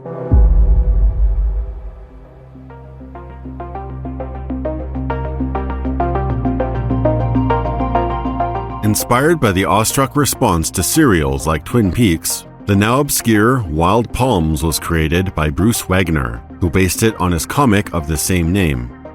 In this miniseries, set in near-future Los Angeles, Harry Wyckoff begins to investigate strange happenings in his community. People are disappearing, and nobody wants to talk about it. A strange church is gaining followers, and the mysterious Wild Palms group is pushing hologram technology so advanced it's indistinguishable from reality. After failing to get a promotion at his law firm, Harry quits his job to work for Senator Tony Kreutzer, a political, technological, and religious figure with considerable influence. Kreutzer founded both the New Age religion, Syntheotics, and the Wild Palms Group, which is launching their cutting-edge hologram projector, Mimicom. When aided by their patented drug, Mimazine, the hologram TV characters become lifelike 3D projections you can see, hear, and even touch. It's only the beginning. Why should this reality be public domain? What's so great about it? Tony wants a new, improved reality. Controlled by Mimicom and sold straight out of 7-Eleven. It's all there for the taking. A world where we don't have to be afraid to leave our dreams open at night. Mass indoctrination often utilizes the media, politics, and religion. Kreutzer dominates all three. He even has his eyes set on the presidency and pursues an experimental chip that can transform his personality into an omnipresent digital projection. The mass dosing of Mimazine would effectively make him a holographic god, broadcasted to every living room in the world. The show tips its hat to cyberpunk fiction, as William Gibson makes a brief cameo after a Mimicom demonstration. Bill! Hey. Harry, this is William Gibson. Sure, neuromancer. He coined the word cyberspace. And they won't let me forget. Nice to meet you, Bill. Wild Palms peers into the dark underworld of a seemingly idyllic community. with mysterious cults and clandestine plots eating away at its core. Mainstream audiences might have been turned off by its strangeness. Conversely, the show may have appeared too mundane to sci-fi enthusiasts. But its themes of digital mesmerization and mass mind control are arguably even more relevant today. The series was made in an era before smartphones and the proliferation of personal computers. We are now under constant digital bombardment by news organizations, politics, and social media, influencing our every decision.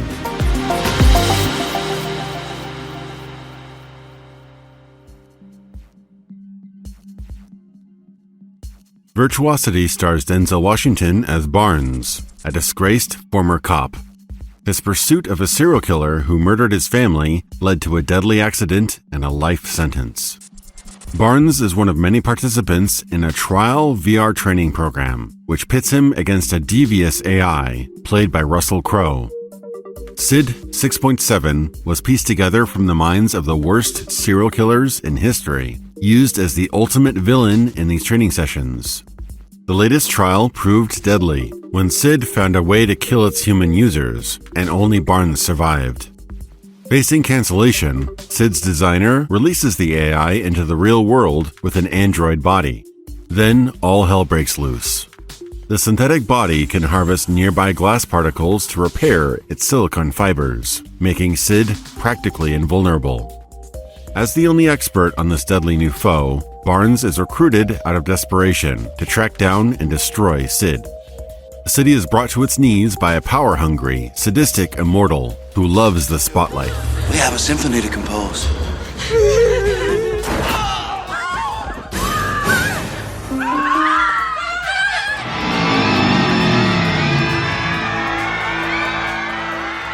Sid's one goal is to horrify the biggest audience possible with the highest body count imaginable. Even more disturbing, he taunts Barnes with knowledge only the killer of his wife and child would know. Virtuosity doesn't exactly break new ground, but its typical action thriller plot is elevated by a clever implementation of VR and an interesting villain, becoming another cautionary tale about the rise of artificial intelligence.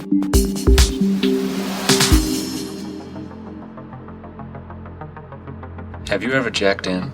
Have you ever wired tripped? No? A virgin brain. This isn't like TV, only better. This is life. You're there. You're doing it, seeing it, hearing it. You're feeling it.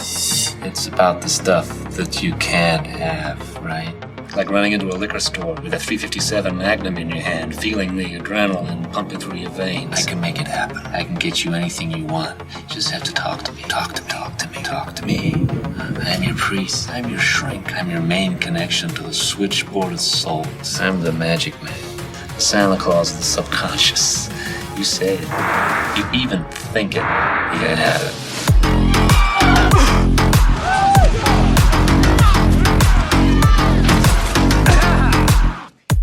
James Cameron followed up the success of Terminator 2 and True Lies with a risky cyberpunk venture. Instead of an epic apocalypse or the rise of the machines, Strange Days tackles the underbelly of civilization who live vicariously through pre-recorded digital fantasies. Inspired by the extreme unrest surrounding the 1992 LA riots, Cameron penned the screenplay, and his ex-wife and filming partner, Catherine Bigelow, directed. Set in 1999, the film depicts a near-future Los Angeles on the brink of collapse, heightened by the paranoia of what the year 2000 will bring. A famous rapper and culture leader, Jericho 1, is murdered by corrupt police officers, sparking a powder keg that propels the plot forward. The centerpiece of the story is the Squid system, an illegal virtual reality machine that can record or play back an experience in all 5 senses, beamed directly to your brain. The new addiction of the modern world is reliving violence, sex, depravity, or even murder through the wearer's eyes. This results in appropriately strange and uncomfortable first-person sequences in the film, and some impressive long takes can be seen here. Ralph Fiennes plays Lenny Nero, an ex-cop who has fallen on hard times.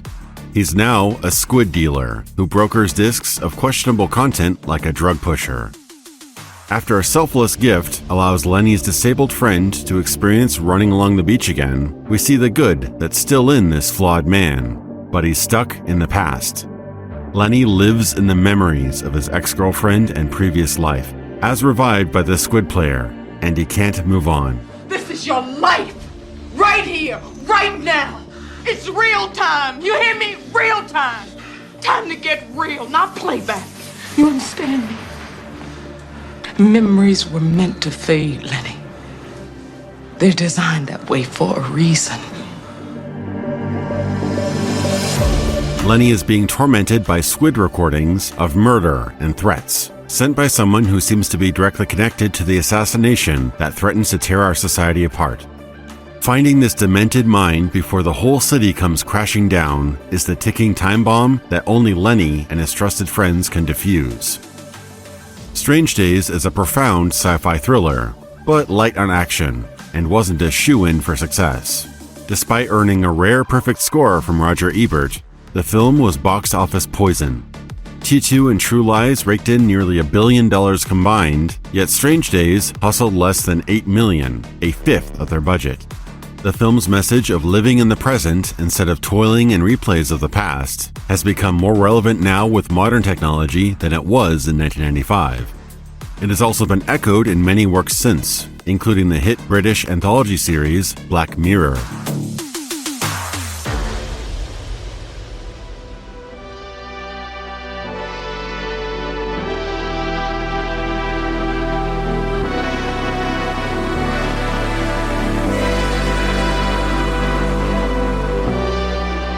The obscure 1997 Italian movie, Nirvana, stars Christopher Lambert as Jimmy, a brilliant video game programmer who discovers that a virus has infected his game and granted the protagonist, Solo, sentience. The game's an advanced VR experience that feels as lifelike as the real world. Solo begins to disobey orders and questions his creator about the futility of his own existence. Unsatisfied with Jimmy's answers, Solo begs for deletion. Jimmy is wrought with guilt. His masterwork game, Nirvana, is essentially a prison of virtual inmates who have committed no crime. He recruits a couple of free-spirit cyberpunks, including his hacker friend Joystick, on a mission to shut the game down, forever. All the while, Jimmy is haunted by the mystery of why his wife, without warning, left him years ago. He hopes to win her back, or at least find closure. A now self-aware Solo partakes in Groundhog Day-style trial and error through his video game environs. When he dies, he restarts at the beginning, though now he retains his knowledge. He gets murdered by Yakuza, gangs, and assassins before resetting and trying again. Solo attempts to convince others that their world isn't real, but no one believes him, making him feel all the more isolated. The poor dubbing hinders the movie, since it was originally filmed in Italian.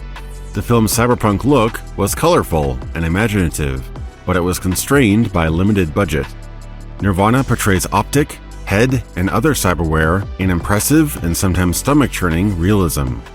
Also impressive is the way the movie shows the team jacking into cyberspace, with its security protocols, digital hallucinations, and its valuable caches hidden in its vaults. This 1990s movie foresaw the modern smart home. Shall I draw the water for your bath? No. Don't feel like taking a bath. Turn the TV on. Someone's at the door. Check it. It's your favorite taxi, sir. Red Rover. Oh, he's okay. Jimmy's AI assistant manages his schedule, prompts healthy lifestyle activities, can activate appliances like baths, and warns him when someone approaches his door. Nirvana's limited release didn't make much of an impact, but it's an underexposed, sprawling cyberpunk gem that explores a world that leaves you with more questions than answers. Jimmy? Once I'm canceled, I turn into what? A crystal of snow in the firmament. Oh, that's not too bad.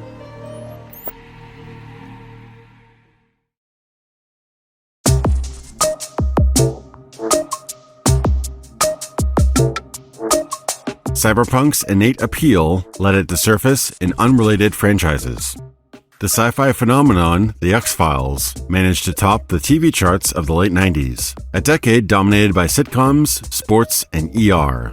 This attracted cyberpunk pioneers William Gibson and Tom Maddox to co-write 2 episodes. Kill Switch begins with a mysterious shootout at a DC diner.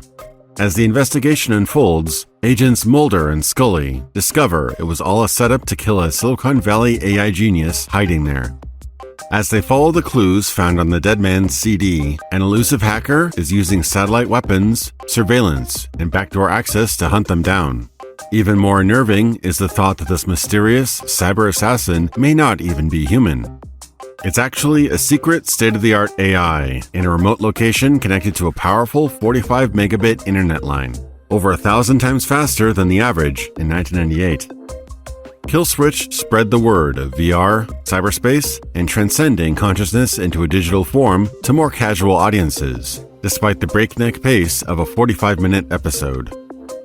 Their second collaboration, however, was less grounded in realism. First-person shooter was a clear nod to the growing popularity of video games. The agents investigate a murder in an augmented reality entertainment facility, where one of the virtual enemies goes rogue and somehow kills people in real life.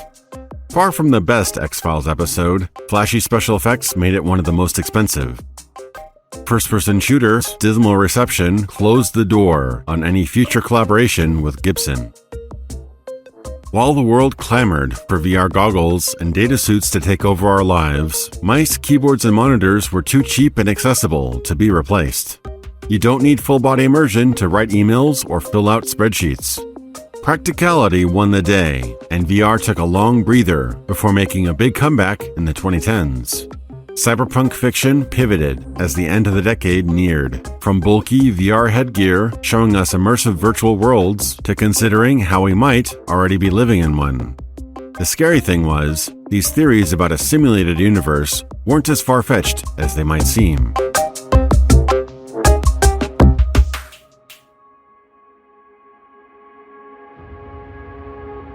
It is possible that I'm dreaming right now, and that all of my perceptions are false. René Descartes.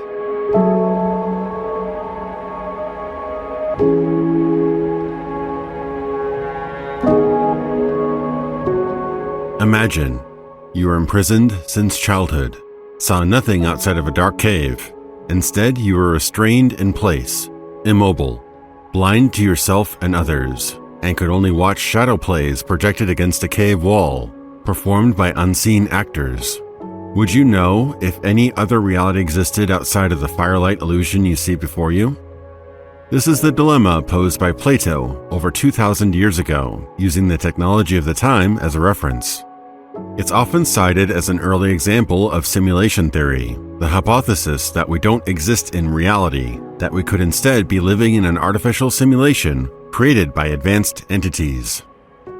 If the cave scenario was plausible using only rods, figurines, and shadows, how compelling could simulated reality be with photorealistic graphics powered by supercomputers?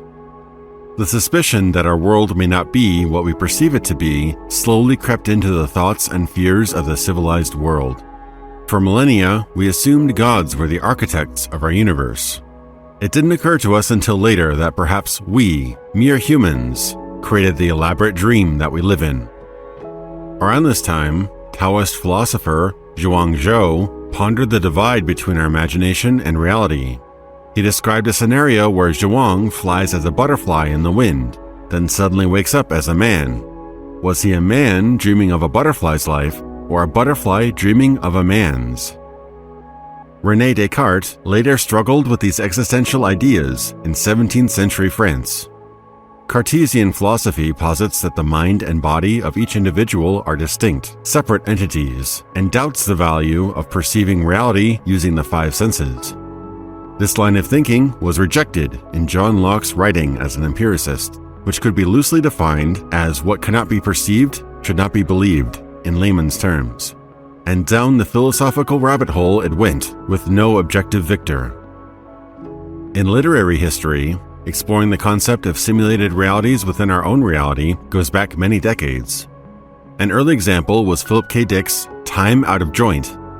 Ahead of the curve for 1959, the book's protagonist experiences what pop culture now calls the Mandela effect, when objects, events, and people unfamiliar to him begin to appear, and his 1950s suburbia is none the wiser.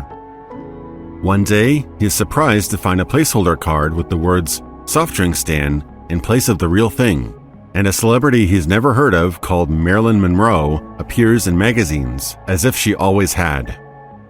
As the world he knows slowly unfurls, he and his friend try to escape this apparently artificial dimension he's trapped in. PKD later explored how media, politics, and culture can form a simulated reality based on agreement rather than facts. The Simulacra tells of a despotic world government that is actually a sham, puppeteered by hidden figures behind the curtains. They install a permanent First Lady and replace her when she grows frail or dies to continue the ruse. Her role holds the real power, as the president is secretly an android, replaced every few years by the latest model. It's all a stage act to give a show of leadership. This is met with sparse opposition, as all media has been consolidated and all political parties have merged. An actress playing the role of First Lady and a cybernetic imitation of a president create the illusion of power and leadership where none exists.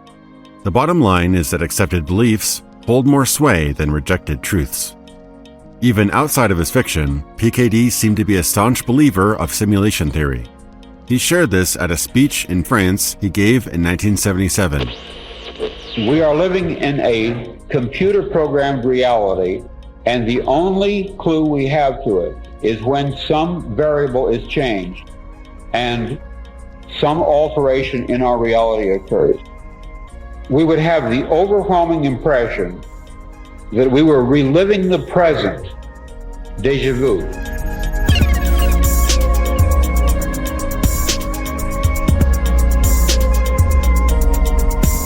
In 1981, Jean Baudrillard compiled many of these ideas in the often cited but seldom understood Simulacra and Simulation, which references the fiction of Philip K. Dick several times. This was a cerebral look at the sociological effects of imagery. The book defines simulacra as imitations of completely non-existent things or places, such as Disneyland, whereas simulations are symbols that represent a real-life counterpart, like a photograph or a video. He discusses how signs of varying accuracy that symbolize everything around us overshadow the real thing, thus damaging our perception of reality. Even more disconcerting with the advent of the internet, smartphones, and computers, we as a society see the real world less and less. Instead, we rely on opinionated articles, edited videos, and biased information in place of viewing reality firsthand. This is referred to as hyperreality, a condition in which reality and simulation are seamlessly blended together, so there's no clear distinction between where one ends and the other begins. Cyberpunk has always had an anti-authority streak, and what's more punk than challenging the validity of our universe? They want to know that what they're fighting for is real, not a facsimile of it, and would accept no less. It's no surprise then that as we approach the new millennium, our skepticism reawakened. Were we living in reality or a computerized dream? As our digital renaissance reached its apex, 4 of the decade's most significant films would release. Their common threads were rebellion, challenging authority, and riding the technological wave, perfectly capturing the cultural zeitgeist of the time. Each of these explore simulated reality in a variety of ways, with their own unique philosophies and imaginative consequences.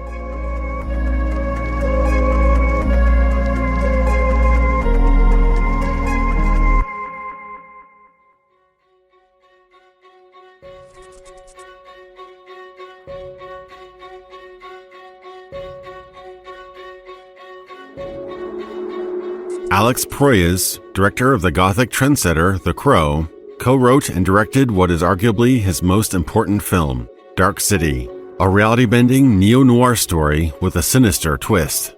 The film is set in an indistinct city in a timeless era, and there's something strange looming around every corner. A man named Murdoch wakes up alone, without clothes, without memories, and his only companion is a corpse in the next room. Horrified, he escapes the hotel he awoke in, on a hunt to rediscover who he really is. He tries to reconnect with a wife he doesn't remember, but is pursued by an intrepid detective and hunted by a group of unsettling strangers wielding knives and supernatural powers. Sleep now. They seem to know much more about Murdoch than he does, as if he is the center of some dark conspiracy. Is this all a lie, or did he really lose his mind in a murderous rage? On the run, wanted for a string of murders, there's something going on here that Murdoch can't explain. He asks questions the detective can't easily answer. When did you last visit the beach? Which day did your mother give you her final gift? What was the last time you saw daylight? Daylight? When was the last time you remember seeing it? And I'm not talking about some distant, half-forgotten childhood memory. I mean, like yesterday? Last week? When? Can you come up with a single memory? You can't, can you? You know something? I don't think the sun even exists in this place. So I've been up for hours and hours and hours, and the night never ends here. This is crazy. You're damn right, this is crazy. In desperation, Murdoch defends himself with inexplicable powers. Tuning, as the strangers call it, warping reality in front of his own eyes. His attackers flee, bewildered that Murdoch learned how to use their own skills against them. It is unclear whether tuning is essentially mind over matter, or whether it's magic, or as Clark put it, sufficiently advanced technology to be indistinguishable from magic. The movie proudly wears noir aesthetics and themes, but its vintage feel and inconclusive technology make it difficult to label as cyberpunk, despite it often being hailed as such. Nevertheless, Dark City was a fascinating, mind-bending experience to those who saw it. And there was always an enormous tension there between me and the studios in terms of me wanting it to be as out there as I possibly could make it, and them wanting to be either a smaller budget or to dumb it down, you know. We tested the unfinished film before an audience, and sure enough, one day Alex called me and said, guess what?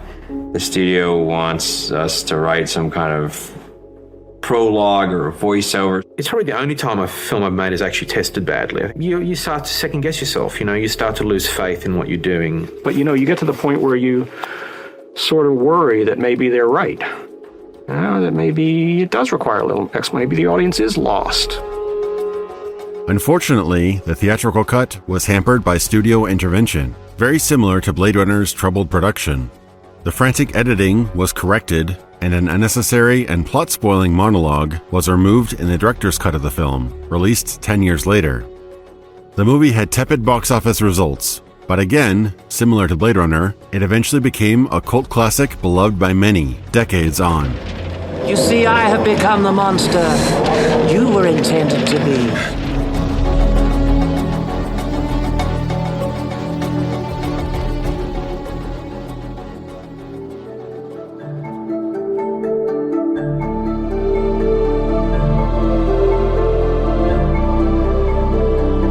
Released the next year, 13th Floor is another neo-noir story, this time revolving around a corporate murder mystery set against a bleeding-edge, immersive virtual reality experience. This movie was the second time Daniel F. Galloy's 1964 sci-fi novel, Simulacron 3, was adapted. First in Germany as the 1973 serial miniseries World on a Wire, and later an American movie was made.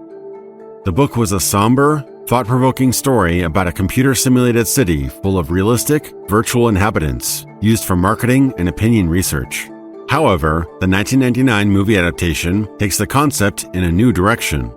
When the inventor of a groundbreaking VR technology turns up dead, the company's future is thrown into chaos.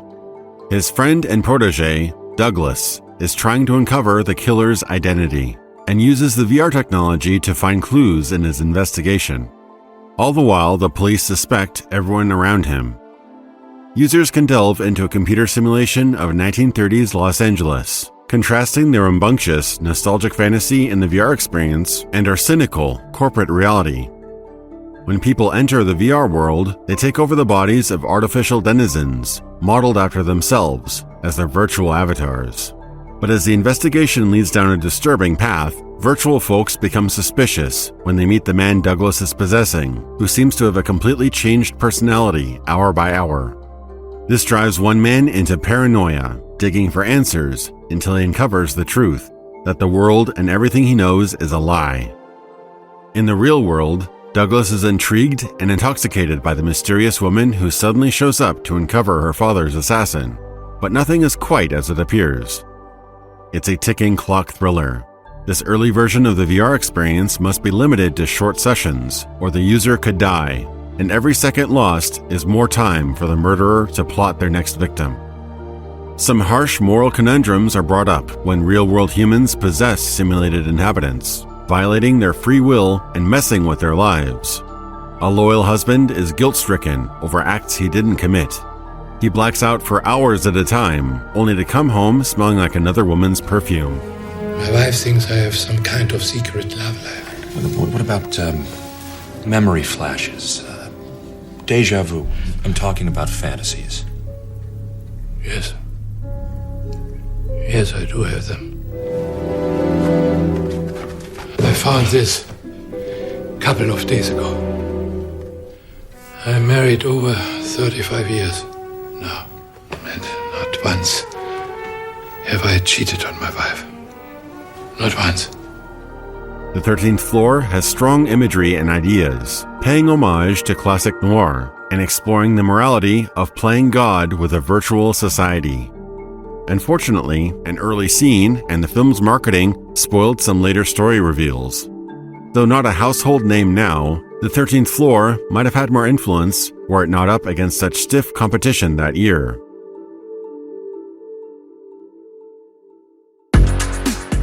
What was your life like before? Before? Before it was changed by Allegra Geller. I operated a gas station. You still operate a gas station, don't you? Only on the most pathetic level of reality.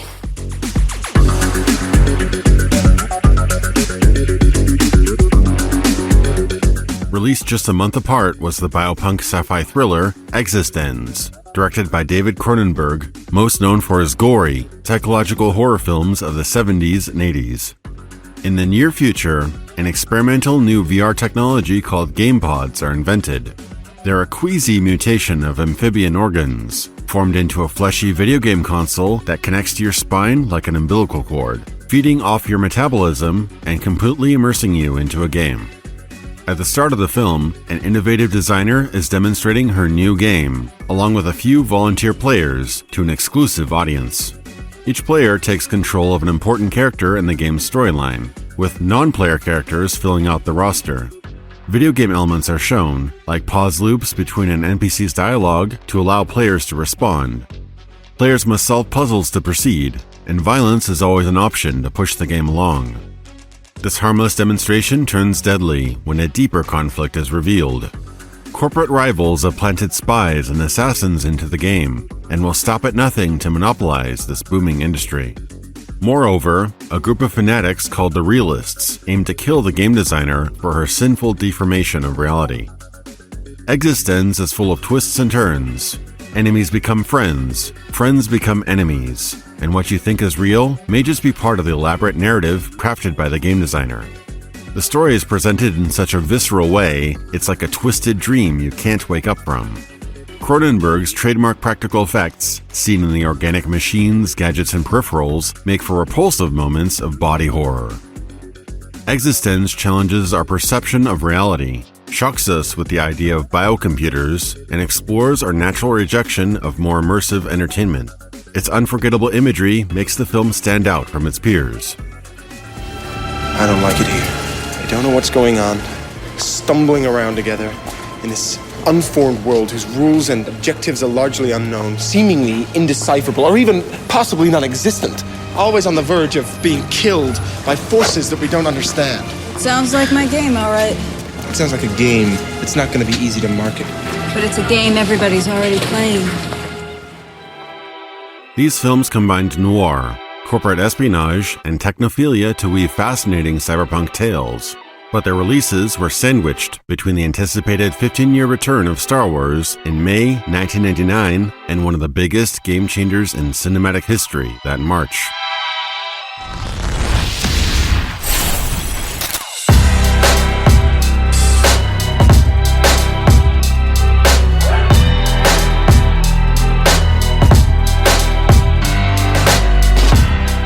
Matrix was a massive hit that nobody saw coming, and came to overshadow nearly all sci-fi movies that year after The Phantom Menace failed to meet expectations.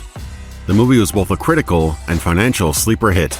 It's become so ingrained into our vocabulary and culture, little can be said about it that hasn't already. Like all other popular works, it's garnered a huge fan base who praised it for being original, and many detractors who lambasted it for being derivative. But one thing is beyond question. The Matrix was a cultural milestone, along the lines of Jurassic Park and Star Wars, treasured for decades after its release. With only 2 smaller Hollywood gigs under their belts, writer-director duo the Wachowskis brought their ambitious sci-fi script to producer Joel Silver, along with their biggest inspiration, Ghost in the Shell. During the pitch, they told him, "We want to do that for real." They joined forces, the Wachowskis' love of sci-fi, comics, and anime, and Silver's prolific action movie career. Leaps of faith played a large part in both the film's production and on screen. The team pitched The Matrix to then Warner Brothers executive Lorenzo de Bonaventura. The duo's first art house film barely broke even, so pitching a big-budget sci-fi thriller was a huge gamble. Many redrafts later, they hired comic artists to draw a massive 600-page storyboard covering every single scene in the film. They finally got their deal with Warner Brothers, but had to shoot in Australia to cut costs. Bonaventura later said of the pitch, "I knew if I was going to make a leap of faith, this was the one to make." The movie centers on a man who leads 2 lives. Thomas Anderson is a wage slave software programmer by day. Neo is a hacker who spends his sleepless nights scouring the internet for Morpheus, an alleged terrorist who knows the coveted secret of the Matrix. Neo is pursued by both Morpheus' allies and mysterious agents who try to coerce and blackmail him into selling out his new cohorts. After a run-in with these agents, straight out of a nightmare, Neo isn't even sure he's awake or still dreaming, a recurring theme and a nod to the ideas in Zhuang Zhou's Butterfly Dream. Allusions to Alice in Wonderland highlight the analogy of tumbling down the rabbit hole into a dream world. When he finally meets Morpheus, Neo must make a choice. Take the red pill to learn the truth of his existence, or take the blue pill and live in blissful ignorance forever. After all, you cannot be told what the Matrix is. You have to see it for yourself. Have you ever had a dream, Neo, that you were so sure was real? What if you were unable to wake from that dream? How would you know the difference between the dream world and the real world? Reflections are recurring imagery in the film. You see 2 people reflected in Morpheus' mirror shades. One is Thomas Anderson looking at the blue pill, and the other is Neo reaching for the red pill. After Neo makes his choice, he is rushed violently out of his illusory world for the very first time. Morpheus explains to Neo that the world he knew is a virtual prison built for the human mind, while millions are harvested as living batteries. Quite a pill to swallow. The weight of humanity's freedom rests on Neo's reluctant shoulders when he learns of the prophecy foretold by the Oracle, that he is destined to become the One, the savior of mankind, who can bend the laws of the Matrix to his will. We see firsthand the dizzying withdrawals of Neo, deprogramming from a lifelong lie. How devastated would you be if you discovered that decades of your existence never happened? They were only ones and zeros on a computer. The few freed humans now reside in the real world, a wasteland scoured by the machine overlords who created the Matrix and now dominate Earth. Among these are the ship's crew that rescued Neo, a ragtag group of hackers and cyberpunks. They use instanced VR spaces to train and hone their skills to get ready to return to the Matrix. Neo can jack in, upload a program directly into his mind, and in a blink of an eye, he knows Kung Fu.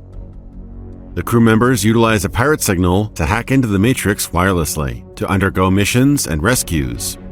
When jacked in, Morpheus' crew can focus their minds to bend this computer simulation beyond the laws of physics, but danger lurks around every corner.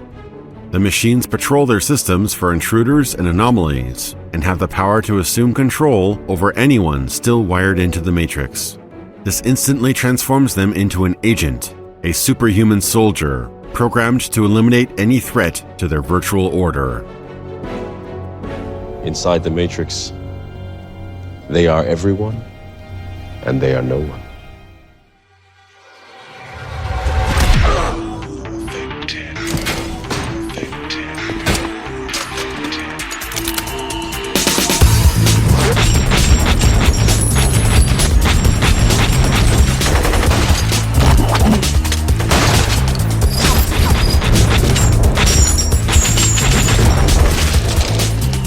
To show the physics-bending antics of the Matrix visually, the crew mixed John Woo-style shootouts, Hong Kong martial arts choreography, and experimental filming techniques. The movie popularized bullet time. To achieve this effect, they shot a still image sequence using a ring of cameras, then used computer interpolation to create mind-blowing action scenes in a style never seen before.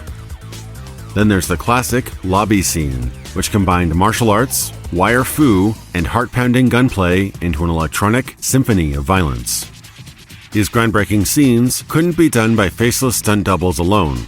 The actors had to train for several months in rigorous stunt work and martial arts under expert Hong Kong choreographer Yuen Wu-ping. Despite its profound subject matter, The Matrix is a tightly woven story, which hits all its plot points in a metronomic pace. An alternative edit or director's cut was never needed or wanted. In the last week of mixing, I took out 2 frames because the visual effect had come in and it wasn't exactly what I thought it was going to be. And I felt that this cut wasn't quite right. I figured this is the end. This is what's going to be there forever now. And I wanted it to be right.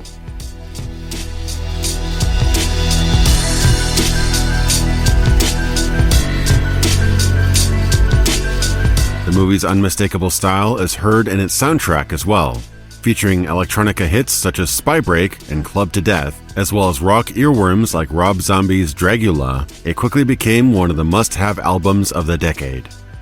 It's in the original score that you hear the movie's themes in audio form. Composer Don Davis used orchestral strings and brass to represent the real world, and synthesized symphonics to portray the simulated world.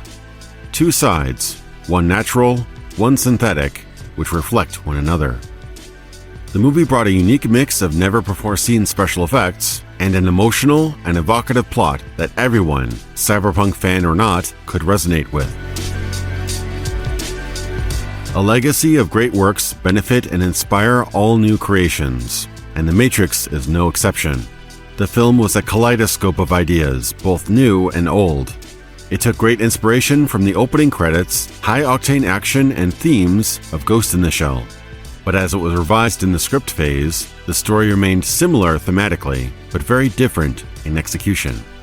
Contrary to popular belief, William Gibson wasn't the first to coin the term Matrix to mean a virtual universe. It was first used as such in a 1976 Doctor Who episode, Deadly Assassin. Its novelization described The Matrix as a virtual world that feels as real as reality. And similar to the movie it would later inspire, if you died inside the simulation, you would die in reality. Trillions of electrochemical cells in a continuous matrix, a master pattern. The matrix is a huge communal brain. It monitors the life of the capital and makes provision for the future. We use its accumulated wisdom and experience to predict future events and plan how to deal with them. There are textural similarities to William Gibson's Neuromancer, such as jacking into cyberspace, the remote colony of Zion, and all-powerful artificial intelligences vying for control. The parallels between Molly Millions and Trinity have also drawn scrutiny, but this is more likely an homage rather than theft.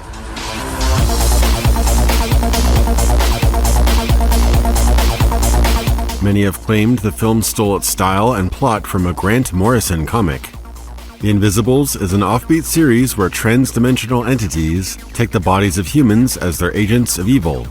Some cite that King Mob's torture scene in Volume 1 was repurposed for the movie. However, The Invisibles has such a variety of settings, characters, and plots that the occasional echo between the two is inevitable. Both works have common roots in Gnosticism, the belief of attaining salvation through gaining spiritual knowledge. Philip K. Dick's Valis, the Illuminatus trilogy, and many other sci-fi works share these philosophies as well. These claims have gotten so overblown, you'll rarely hear mention of the Invisibles absent from the Matrix plagiarism allegations, a disservice to both works. Dark City and The Matrix often get compared as well. Both have a lone hero who gains mysterious powers to overcome a dark force, which is changing the world as we know it, and that our sense of reality isn't what it seems. Given the slow-moving cogs of Hollywood, both projects had already been in development since the early 90s. Many similarities were simply coincidence, but these movies had some direct connections as well. In December 1997, producer Andrew Mason was negotiating with the Wachowskis to shoot in Sydney. As a showcase of what the city could offer, he invited them to an early screening of his recently completed film, Dark City. Since its earliest drafts, the Matrix script and storyboards had called for street, building, and rooftop scenes similar to the ones in Dark City, so they decided to reuse some of these existing sets for cost efficiency. This was common practice, but would later raise suspicions because of the proximity of the movie's themes and release dates. After Warner Brothers signed them in 1996, the Wachowskis spent 2 years redrafting, storyboarding, and training their cast in preparation for their shoot, just days after Dark City's premiere on February 27, 1998. The assumption that this was all thrown out on a whim, violating their contractual obligations, just doesn't add up. Aside from some visual and thematic similarities in Dark City and The Invisibles, The Matrix has attracted myriad claims of plagiarism, ranging from the superficial to the unprovable to the downright bizarre. So The Matrix is really just a set of questions, a mechanism for prodding an ignorant or dulled mind into questioning as many things as possible. Andrew Mason. The Matrix combined the bleak predictions of cyberculture with philosophy going back millennia. The film's grand ideas, visuals, and action made it palatable for the mainstream. Unlike its more somber peers, the film works even if its philosophy goes over your head. It distilled many of the questions that humans have struggled with since the dawn of time. Do we truly have free will, or are we enslaved to the whims of destiny? Is the truth always better than the bliss found in the shadows of the cave? The Matrix channels these questions into our modern-day, technological world, breathing new life and relevance into them. Neo disapproves of the idea that he isn't in control of his own life. Yet when he meets the Oracle who foresaw the rise of the One, she seems to know a lot about him, and even predicts minor events right before they happen. This shakes Neo's beliefs on fate when she teases him with a concept of self-fulfilling prophecy. Would he have still broken the vase if she had said nothing? The Matrix was heavily inspired by Baudrillard's work.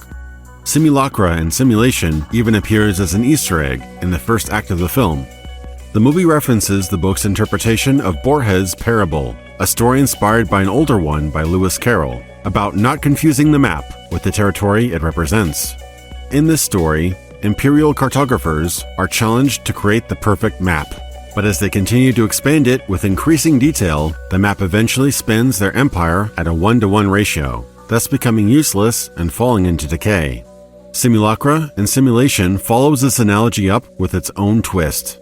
What if the real world were to decline and erode away, leaving only the map of what once was? If we were to peer underneath it, we'd only observe the remnants of reality. Or the desert of the real.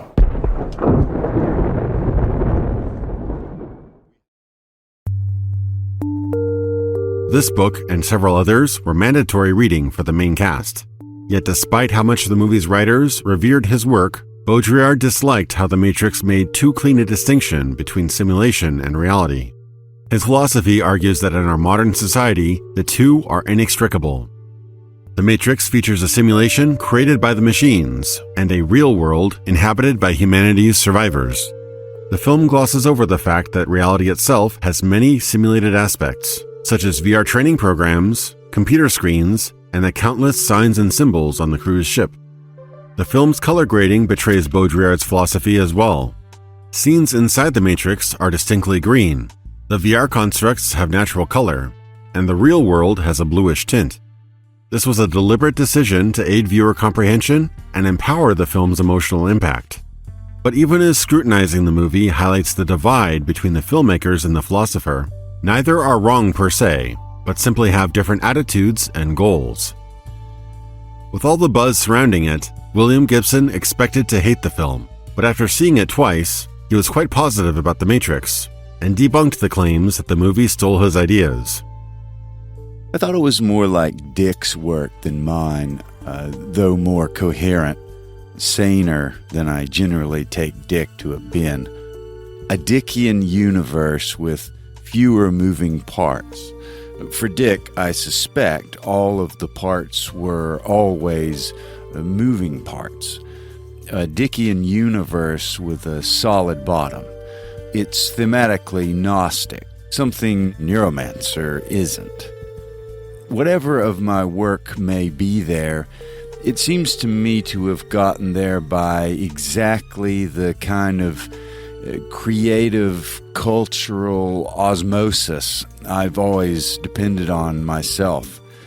If there's Neuromancer in The Matrix, there's The Star's My Destination and Dahlgren in Neuromancer. When I began to write Neuromancer, there was no cyberpunk. The Matrix is arguably the ultimate cyberpunk artifact.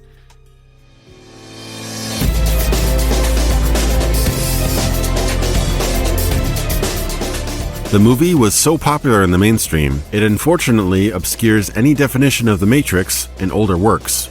That term was now synonymous with the movie, for better or worse. The Matrix is easily one of the most influential films of the 20th century. It was soon parodied and referenced in hundreds of movies, shows, and games. It made such a cultural impact that The Matrix has become the de facto term for simulated reality in general. Though its inspirations are countless, the movie transcended from niche science fiction to become the anthem of a world frustrated by boundaries, limits, and restrictions, and its impact is still felt today. I went to the Warner Brothers lot in Burbank to meet the writers and directors of a film entitled The Matrix. They had written something that I had never seen, but in a way, something that I'd always hoped, as an actor, as a fan of science fiction. The script that they wrote, it had Gibson, it had Verne, it had K. Dick, Frank Miller, anime, Kurosawa, Peckinpah.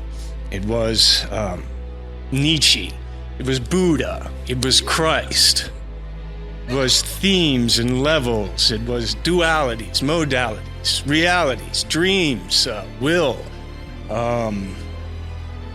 destiny, freedom, slavery of the mind, of the body, the construct, who lives, who dies, identity, sexuality, viruses, and love. It was mythology, philosophy, technology, and truth. What truth?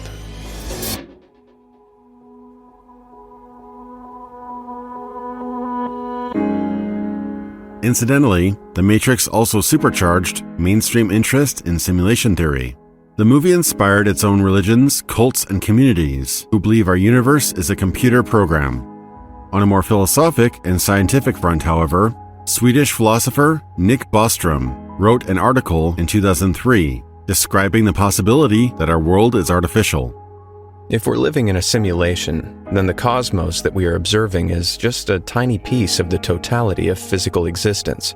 While the world we see is, in some sense, real, it is not located at the fundamental level of reality. Nick Bostrom. Are you living in a computer simulation? Proposed the following trilemma.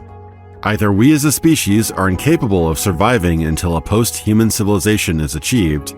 A post-human civilization wouldn't be interested in creating simulations of their historical or evolutionary past, or that some of our lived experiences are in fact a simulation. Bostrom doesn't definitively argue that we are inside a simulated universe. Instead, he states one of these three scenarios is undoubtedly true, a fascinating theory that has been argued for and against by many of the brightest minds of our time. Some claim that we may have lifelike simulations one day in the future, but we do not yet live in them. Conversely, engineers have argued that a universe-wide simulation at an atomic level would require an astronomical amount of computing power, to a point where the task would be insurmountable. The real question is, what are the limits of computing powers? Martin Reyes. It's a sobering crossroads of sci-fi and scientific research, which has sparked countless internet discussions and has many celebrity proponents, such as billionaire tech mogul Elon Musk.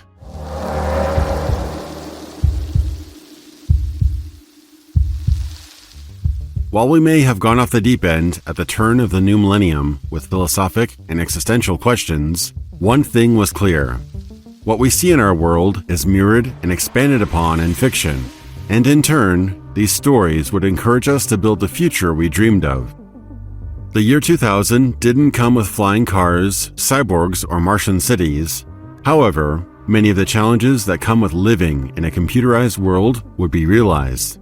We were now joined at the hip with technology, but through a painful growing period, we came out of it a transformed society, perhaps with fewer metal arms and cybernetic eyes than we expected. Look out for the next installment of this series, where we'll discover how the 2000s reached great heights before leading to a decline in cyberpunk media. And thank you for watching.